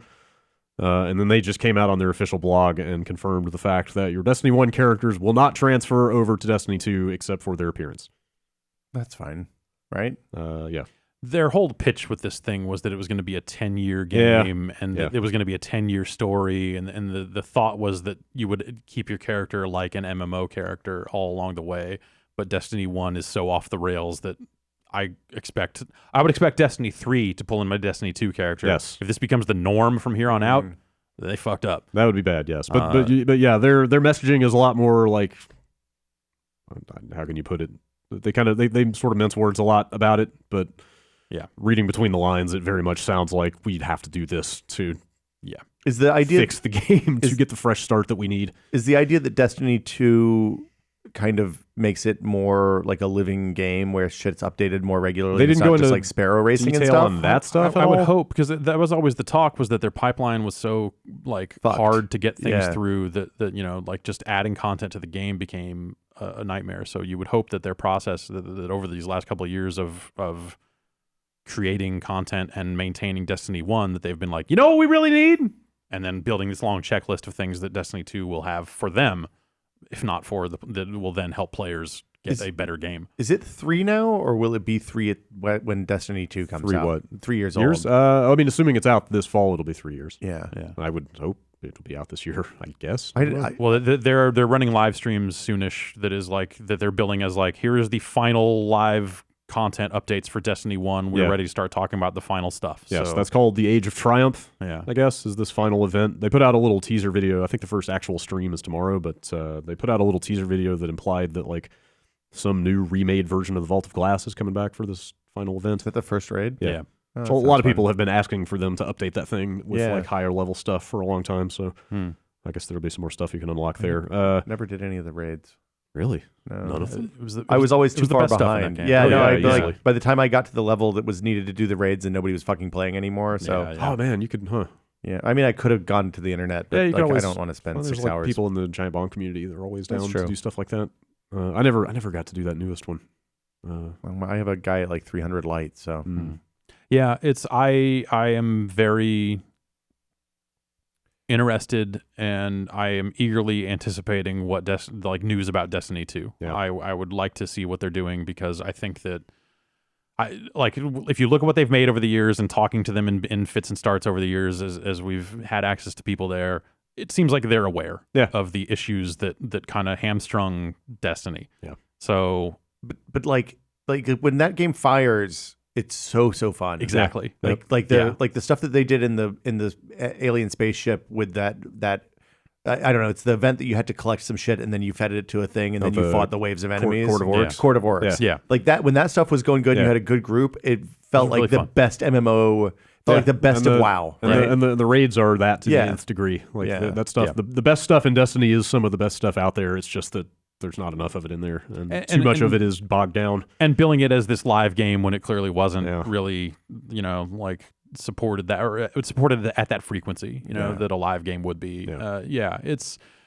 I think that they have made a good enough game through Destiny 1 that they have earned a lot of goodwill, even for as many missteps as they've had. That I think that I would expect that the player base would largely be hurt but accepting of this. But also I feel like that they probably should, the appearance is one thing. The appearance is weird, because I would think that would be one thing that I would want to remake, because they would be distancing the Destiny 2 story from the first game in such a way that wouldn't make sense.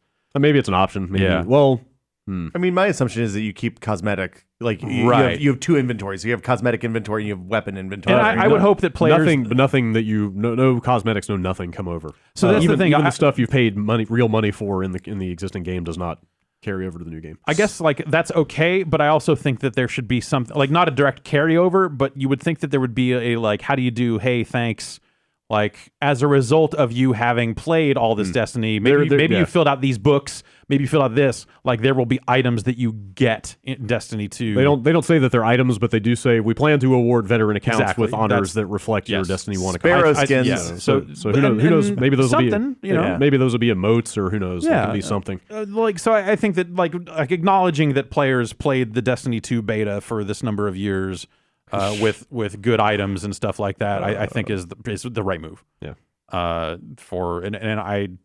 think like again, you kind of have to read between the lines. But if I think about where that game is at and where I think it needs to be, and where I suspect they think it probably needs to be, which is maybe not exactly where I think.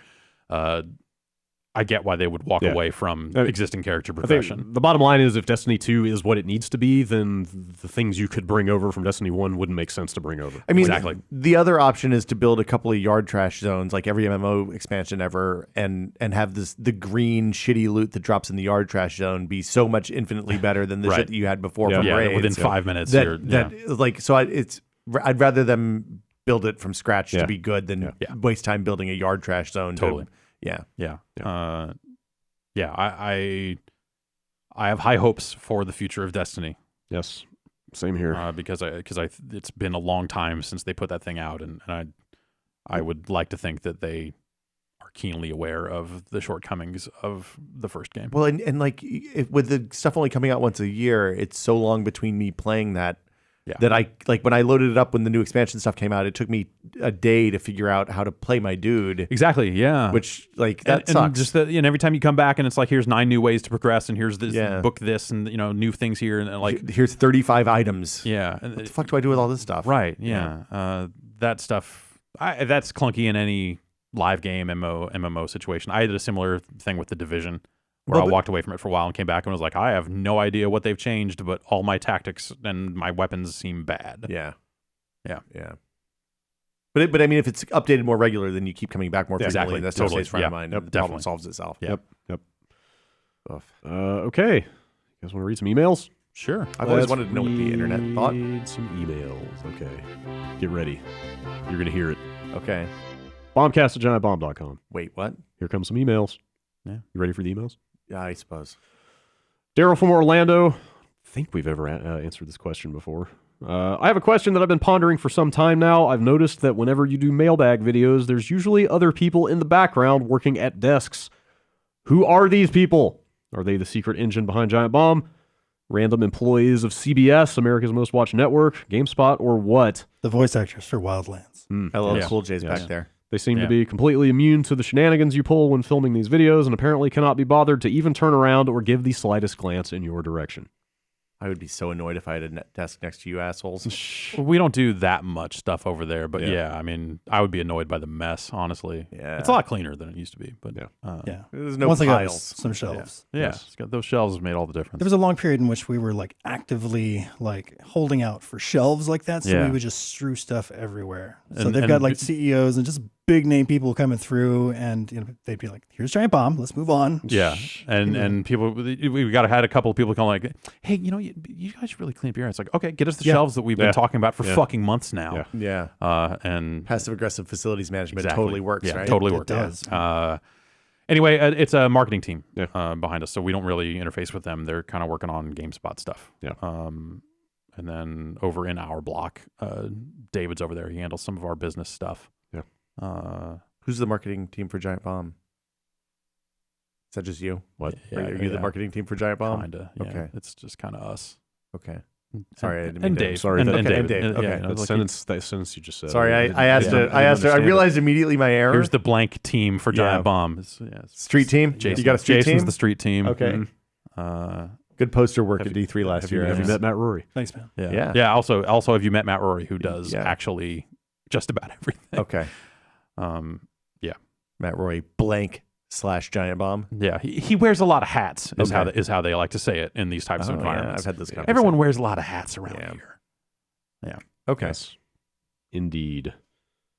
Let's see. I pulled a zillion Switch emails, and I feel like we've kind of covered most of the topics that people emailed in about. Here's one from Kyle in Birmingham, Alabama. One thing I've noticed in all the Switch coverage is a lot of reports of shoddy build quality, such as the kickstand and the left Joy-Con syncing issues. Since it's been assumed that the Switch will take the place of the 3DS, do you think we will get a hardware revision in the next couple of years? Yeah. Yeah, you think probably. that? You think that fast? I mean, I could see them. I think if they end up replacing the Joy-Cons with a better antenna or something like that, does that count? You know, I think we'll see something along those lines. I think since he's comparing to 3DS, he's thinking like probably external like changes, like DS Lite, DS to DS Lite to DSi. I don't necessarily think so. I could see them like taking advantage of better battery technology as it comes along. Yeah. They'll do die shrinks and process shrinks that Right. result in better battery life. But do you think do you think they put out a product with new branding on it, or that it's visibly different, or that quietly just gets folded into the same? I bet they just quietly folded into the industrial design. It depends on how it's selling.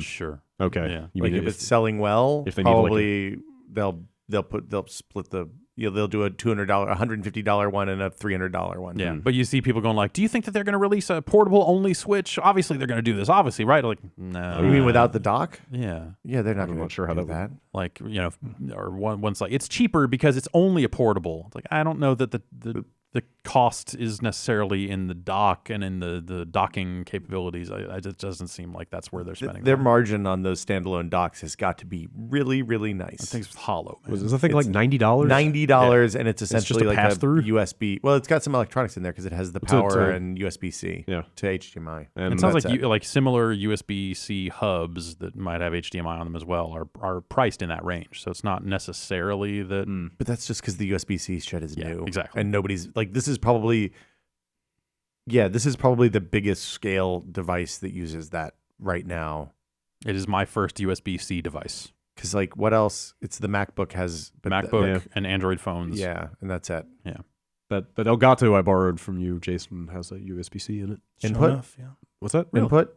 For capture? No. It's HDMI. Oh, input. Okay. It's just the connection To the PC is But it's just USB-C. it's just plain old USB 3 on the other end of the cable. Yeah. So Right. Yeah. I'm not sure what the point of having it USB future proofing, I guess. smaller. More power. Yeah. It means Yeah, if you need more right. power for it, then you can get way more power. That makes sense. Let's see. Alex from Brighton, England. Now that the Switch is out, I'm really sad that the age of the Wii U is over. I know it had issues, but it also had some incredible games. Pikmin 3, Mario Maker, Bayonetta 2, Splatoon, plus loads more. So many good memories and fun times all over.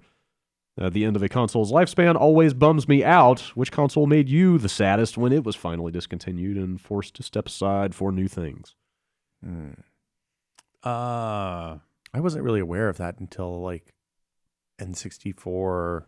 I was, I didn't mark it as like, hey, this is over. Yeah. It's more like, hey, this thing is out. Wasn't it a few months ago we were talking about when the Super NES came out, like people were shocked at the idea of having to buy another Nintendo. Right. Yeah. Yeah. Because they already had one, and it's like, why would I buy a new Nintendo when I already... why did you make another one? I saw Super Mario World. I was like, fuck yeah, I'm going to go buy another Nintendo. Obviously, you I see definitely need one of that, these. you see that game and you immediately get it. But And it's like, I don't know. I think that was something like, it's weird because that's how it worked last time too. Like the 2600 eventually gave way to the 5200 and the 7800. Not to say that anyone bought a 7800. Maybe that's why. Just the video game fad of the 80s was over at that point, so people just forgot all about it. But upgraded systems, like, had been a way of life for years before that. It wasn't.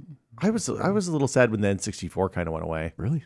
Yeah, I have a lot of fun. Like I that was the only console I had, because I was into PC stuff then, and I wasn't working in the industry yet. So the N64 was kind of the only console I had in the house for a long time until I got a Dreamcast. I remember being sad about the end of the Dreamcast because it was so abrupt and such a weird Yeah. end of an era thing. Just so fast. Yeah. Like a year and a half after it came out. But also, I feel like generally it's not necessarily like you see it as the end of a generation. It's more that like the last year of games on a platform just seems strange. It's like backports from the next generation. It's like Gun. You could get Gun on the Xbox One. Yeah. Well, The original Xbox? the original Xbox, The OG Xbox. Yeah.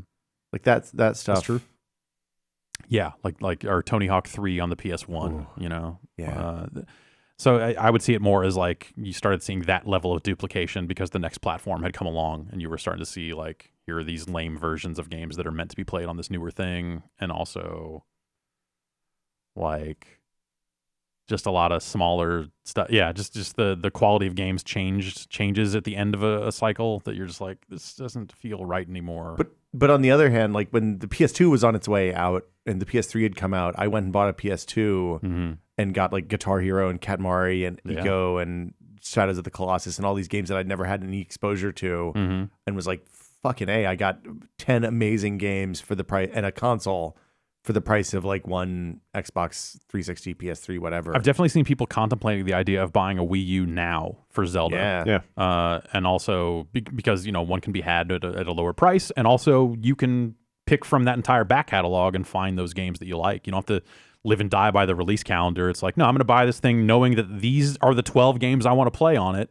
Yeah. And ideally, the price lines up in such a way that makes sense. Nintendo doesn't like to cut prices on its software, but you can get used. You could get used games and go that route. But I think some of that stuff is going to be out there for cheaper. Like people should play Bayonetta 2. There's 10 amazing games for the Wii U. Like Pikmin 3, Super Mario 3D Land, Super Mario, even the side scrollers. Okay.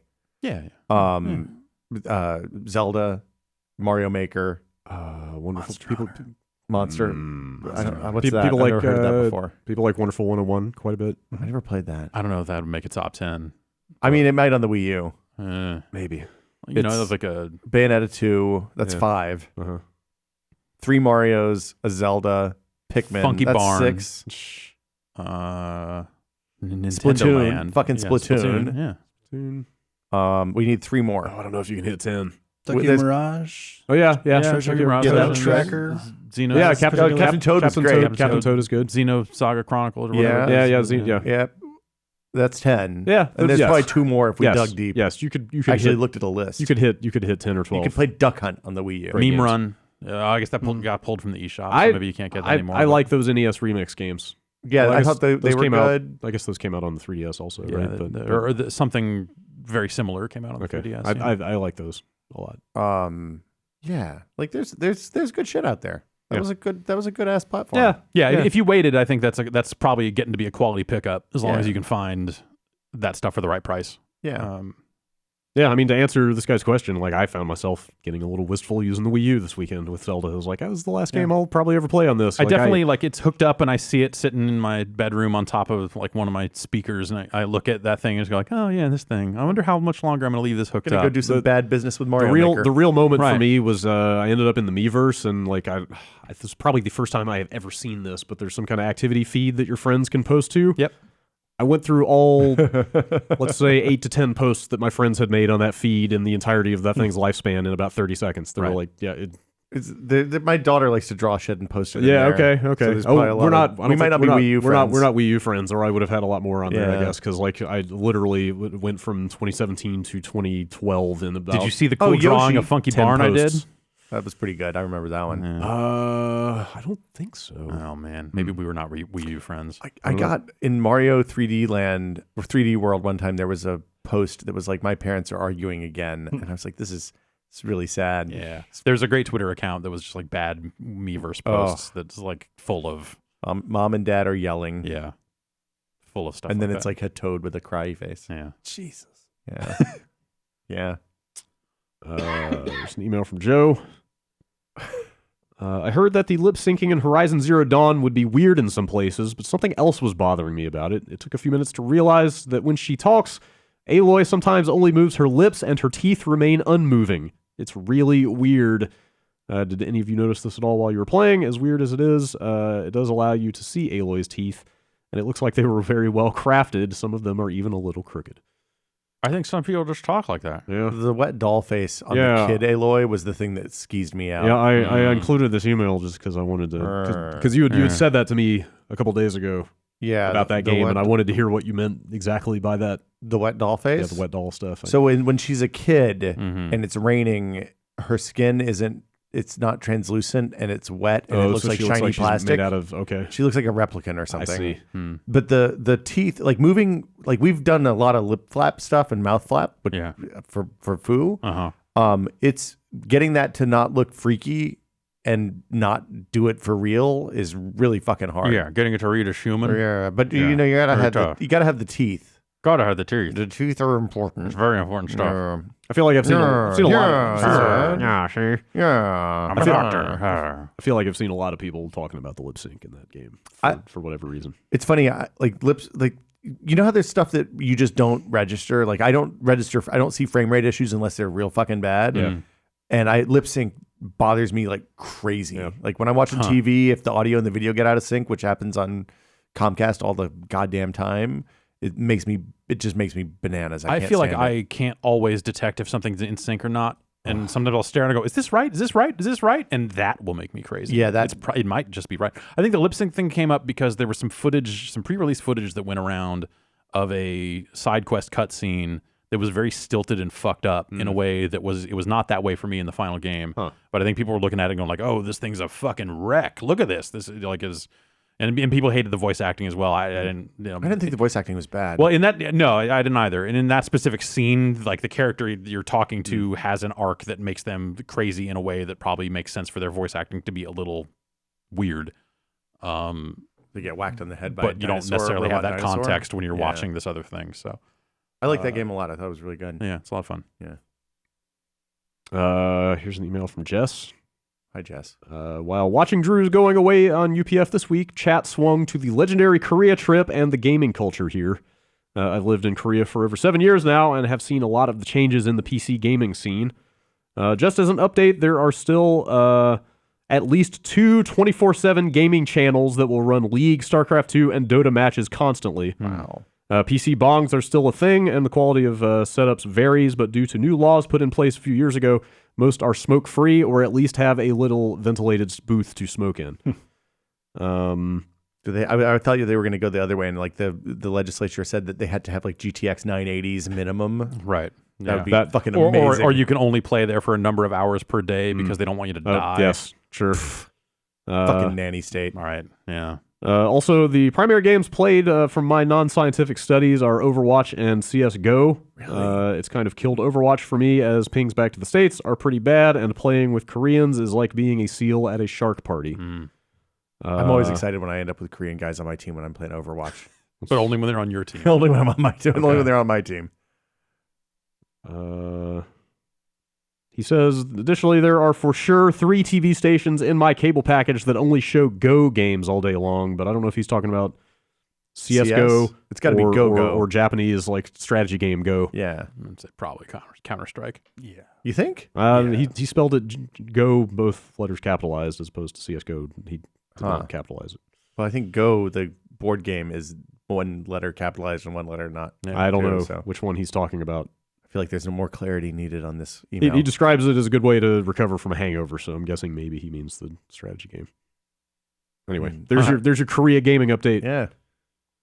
I love the idea of the national legislature giving time to what kinds of video cards are required. Yeah, that would be amazing. Are required to be in. That's the kind of government I want working for me. In PC cafe setups. Yeah, no fucking old-ass ATI cards in there. 2 1080 Ti's in every pot. Yeah. That's my platform. Yep. I'm running on it. I'd vote for you. Yeah. I say Jeff Gerstmann for governor 2017. Let's go. This email was not signed. Uh-oh. Breath of the Wild got a perfect score from Famitsu. Let's see. I'm just going to skip ahead. It's kind of a long email, but he goes on about the fact that Skyward Sword also got a perfect score. Which Zeldas have they not given perfect scores come to? on. But the upshot is, how do you guys react when a game that clearly doesn't deserve a perfect score gets one from another presumably respected publication? And does Famitsu actually mean anything in the modern game review landscape? I can't say that I look to Famitsu to be a reliable source for reviews. Yeah. I've heard too many things, too many different times over the years about their review process to feel like it is on the level at all. Yeah. Yeah.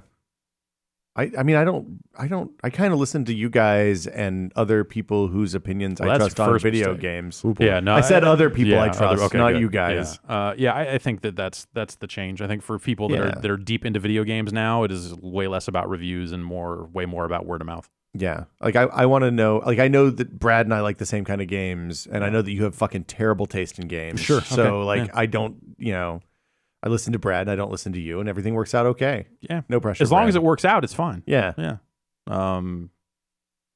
Yeah. No, I don't know. Like I don't really. Zelda was actually maybe the first time in a while that I did pay attention to any reviews, but that was more as a result of me talking to Peter about it directly and less about the score on some reviews. Like Metacritic is great at capturing how a game was received at launch. It says nothing about its historical context. It says nothing about, the like long-term quality of a game and where it's going to sit in a pantheon or anything like that. It's less about, it's just like, all right, cool. Everyone liked this game at launch. Cool. On launch day, Zelda was pretty high up the there. Score is always like hey, taking this thing that is a 30-hour experience and distilling it down to a number from 1 to 10 has always been kind of bullshit. Yeah, but like people like it, and I think that there are conversations to be had around it, and I think that there are still positives. I think the positives for a score on a review are for people that don't live this stuff the way that a lot of us do, and are coming to it for gift buying advice, or because they're like, what game should I get my kid? Apparently Zelda's good. Like that's a perfect case for something like a Metacritic or something like just review scores in general. People that aren't necessarily looking to do all the legwork themselves or know what they're looking for already. But like if your kid just plays Counter-Strike Go, doesn't matter how fucking well-reviewed Zelda is, they may or may not be stoked about playing Zelda. You're right. It's I'm not saying it's a perfect science, but I think it's not like fighting games. There are still grandmas out there that need to buy games and they need to have something for them. And I think review scores serve that purpose. Yeah, that's true. I believe in the at a glance view for score. Like we get asked a lot, like, oh, well, maybe you should take scores off reviews. But like, I think that it's like provide more information, not less. That's true. And if people want to ignore the scores and read the text, fine. I would invite them to do that. But if someone wants to just read a score and the deck on a review, that's fine too. So I guess when I say review scores have always been bullshit, what I mean is the idea that a game that gets a 5 out of 5 or 10 out of 10 is perfect has always been a complete load of horseshit. Because every game has problems, and there are games that are artistically perfect in the hey, this is the epitome of what this game could be. 2 games that did not have any problems at their launch that I would call perfect, 100% perfect. Yeah. Ocarina of Time, Tony Hawk 3. That's it. That was the last perfect game. That's it. Tony Hawk 3, fucking perfect game. Yeah. You play it now, I don't think the Canada level holds up. But that Alcatraz carries it. Sure. Yeah. And the cruise, is that the one with the cruise ship or is that 4? That's 4. 4 was the cruise ship. No. 3 had a cruise ship. 3 too. was the post credits was the cruise ship. Yeah, I think that was pretty. Like good. after Tokyo, you unlock the cruise ship. Yeah, 3 was the one with the airport carousels, right? Yeah, that was a good. Yeah, that was a good ass game. Yeah, good music, whole thing. Yeah, no problems. 0. Rodney Mullen was on fire. Yeah. That's why I like the 5-star system, because if you give something 5 stars, it's just saying, hey, I couldn't recommend this anymore. Yeah. That's all it is. I mean, we literally you should play this. Then there are people that like, when our Horizon review went up and when Zelda, they're like, they gave it a perfect score. It's like, that doesn't mean that at all. Like you're misinterpreting all types of intent when you say shit like that. It literally just means I feel as strongly as I could that you should play this game. Yeah. That's it. Like if you like games, you'll probably like this. Games in general with I guess, but I don't even know that you can necessarily make those types of assumptions about players anymore. Like you used to be able to. Yeah, rent it, buy it. Yeah, but now there are so many different players. Like the esports aficionado is not going to care about Zelda, or they might. Yeah, but it's like too many people are coming at gaming from are coming at things from too many different angles for you to ever say this is like a totally unqualified 100% recommendation for any type of player. Yeah. Like we're just not there anymore. Gaming is too big. Yeah. Well, it's too fractured. Yeah. There's too much different stuff going on. Which is a good thing. Everybody can find what they want. You just have to look. Yeah. But it just means that like reviews in some ways are less useful than they used to be. You used to be able to make a lot of grand assumptions about your readers because the market overall was smaller. Yeah. And or like what platform they owned. Exactly. Yeah. And so those things scores made a lot more sense, and those types of reviews made a lot more sense back then. Yeah. 2 more emails. Kaylee from Australia writes in, I was really hoping that Super Bomberman R would finally be Bomberman's Pac-Man CE DX moment, a refreshing new take on a classic formula. Instead, it's pretty frustrating to see that It's just Bomberman. That game is ass. Yes. I always fucking thought Bomberman was ass. Yeah. Whoa. Well, let's explore that. Can the Bomberman formula actually be changed? Surely somebody would have figured it out by now, right? Do you think anybody has ever sat down and really thought about how to save this series, or does each Bomberman entry do such consistent business that it just doesn't make any sense to shake things up? What about some Far Cry 2 style fire that starts small but slowly engulfs the whole arena? What about bombs that suck other players toward them like a black hole? What about bombs that cover an area of the field in water or ice that makes those tiles slippery? What about some kind of Bomberman roguelike where surviving players gain access to passive upgrades? What about a suicide system that makes corpses into bombs? We're finally starting to see meaningful changes to game franchises that have been set in their ways for too long. I really hope Bomberman will take note of this. I think that this person should probably go seek out, what's it called? It's called Mr. Boom, I think. I don't know if it's under active development, but someone just made a free open source Bomberman ripoff. Wow. Huh. Sounds good to me. And these types of power ups would probably be well suited there. I don't think Konami has the interest in. I'm surprised they put this game out at all. Yeah, it was crazy to boot that game up on the Switch stream and see a Konami logo, and it was like, wow, they made a video game. Is there gambling underneath it somehow? I don't know. Yeah, it's actually like turning your Switch into like a Bitcoin mining operation while it's loaded or something. But it's at this point, Bomberman comes out infrequently enough that all I want out of Bomberman is classic Bomberman, which is shitty, but that's kind of how it is. Like, I don't necessarily need new power-ups, new stages, and stuff like that. But also, I don't know that there's anything that would drag me back into Bomberman the way I felt about it in the 90s. Yeah. Like, I had my time with it. This came out, and, like, the multiplayer aspect of it it's there. I don't think, like, visually, I don't really like the way it looks, and I think their campaign stuff, the versus AI stuff, is awful. Yeah. It's like the perspective is skewed in this dumb way. It's like, who would think that this is like a good way to go? I mean, if you look at the hardware, this is the machine that was made to play Bomberman, because you can put 4 people in front of it on your rooftop party and let her rip. Yeah, except for bonking heads together because none of them can get close enough to the screen to actually see what the fuck's going on. I mean, look, these are mechanical problems that are easily solved with some special glasses and a good piece of cardboard. Yeah. Bomberman, Lemmings. I never understood either of those. Really? Yeah. Lemmings kind of cool. Yeah, I was. Yeah. I liked Lemmings the first time I played it, and it wasn't something I've ever felt like I needed to go back Worms to. is the other one. Yeah, I never really got Worms. Yeah, I never really got into Worms. Yep, with you. All right, Salim from Helsinki, Finland writes in and says, I am concerned about the lack of vaping content on the podcast recently. Has Jeff stumbled upon any noteworthy vape channels on YouTube? How's the vaping scene in San Francisco these days? Are artisanal cafes already being turned into vape shops?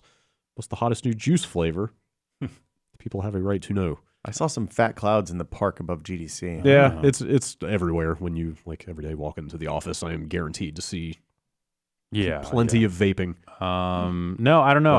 There was a website devoted to vape themed live streams that now you go to it and there aren't really a lot of people there anymore. Oh, I saw that. So it was kind of fun to go there and watch like what people thought they wanted to be doing as a live stream that was specifically hosted on a vaping website. And that stuff was real weird. But it seems like, I don't know, like I checked out of it for a little while and then went and looked at it recently, and there was like only one channel live, and it was someone playing a video game. And I was like, well, what the fuck? Were they even vaping at the same time? I know. No, wow. I was like, what the hell, man? Lost sight of their original mission. This fucking site used to mean something. So I don't know. Like it's...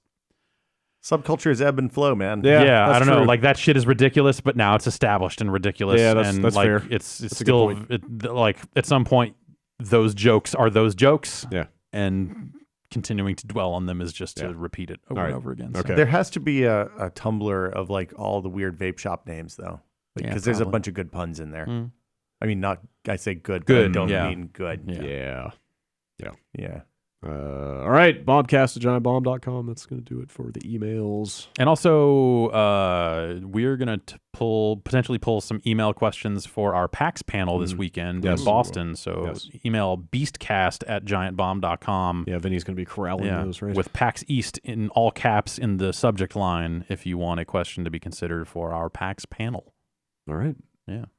Any other PAX related stuff happening? Announcements or anything? PAX, the League of Heels, PAX Wrestling Association, will be putting on a panel also on Saturday. Okay. Are they showing that film? Yes, there's the documentary will be shown at the Brattle Theater on Thursday night. I believe there's still some tickets available for that. You would have to Google League of Heels, PAX, Wrestling, Brattle, and you probably get something.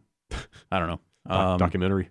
You'd probably find where that's going to show, but that's Thursday night in Boston. And I'm on Pat Bear's 404 in It panel on Friday. Nice. Out there. It's always a good time. Yeah, it's fun. I need to get him the videos that I intend to show. That's been hard this time. It's always a little difficult to find good videos for him, but my YouTube viewing habits, and maybe this is why that there hasn't necessarily been a lot of vaping things talked about on the show, but the stuff I've been watching is stuff I can only be mean about, and I don't want to be mean about it's too easy to be mean about weird shit on the internet. You got to celebrate it.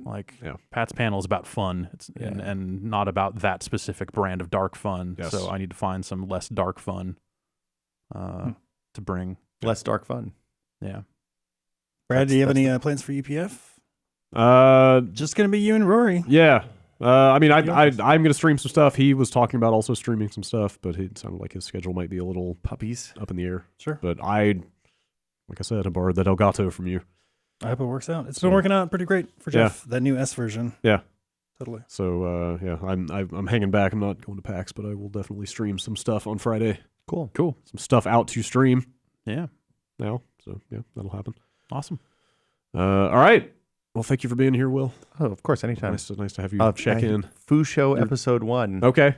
Will be out in the next 24 hours. Wow. One bug left. Wow. Nice. Cool. Not the 2D version yet, but on Steam, anybody that backed the Kickstarter can get codes from Oculus for it'll work on Oculus Rift with touch or gamepad on Steam as well. So. Excellent. Awesome. Cool. And it's a good episode. It's a banger. Sorry it took so long. Oh, this is not this is all new stuff? This is all new content? This is Quad Cow. So Nice. we're talking to Brendan Chung about Quad Cow Awesome. and VR, which is dope because it's a game about virtual reality that takes place on your computer monitor. Yeah. And we talk about video game toilets a lot. So it's pretty fucking good if you're into video game toilets. Sounds like a lot of layers to that one. Yeah. I'm in. Yeah. Well, thanks for stopping by. Of course. You're our old faithful. Look, you're the guy in the area who can take 4 hours out of the middle of his workday to come by. I heard a couple of weeks ago that you're going to start paying guests, so I'm really excited about that. Wait, that sounds great. Are we? We'll have to Can I get a cut of this? about that after I'll send you my EFT stuff. You can just get the checks coming. Contract's all that all ready to giant go. Bomb cash. Yeah. Let's Thanks, guys. Have your people call our people. No, it's always fun. It's good to have an excuse to talk about video games. Yep, totally. Thanks for stopping by. Of course. That'll do it for this week's edition of the Giant Bombcast. See you back here next week. You guys will be here. Yep. Next week. All right. See you then. Bye.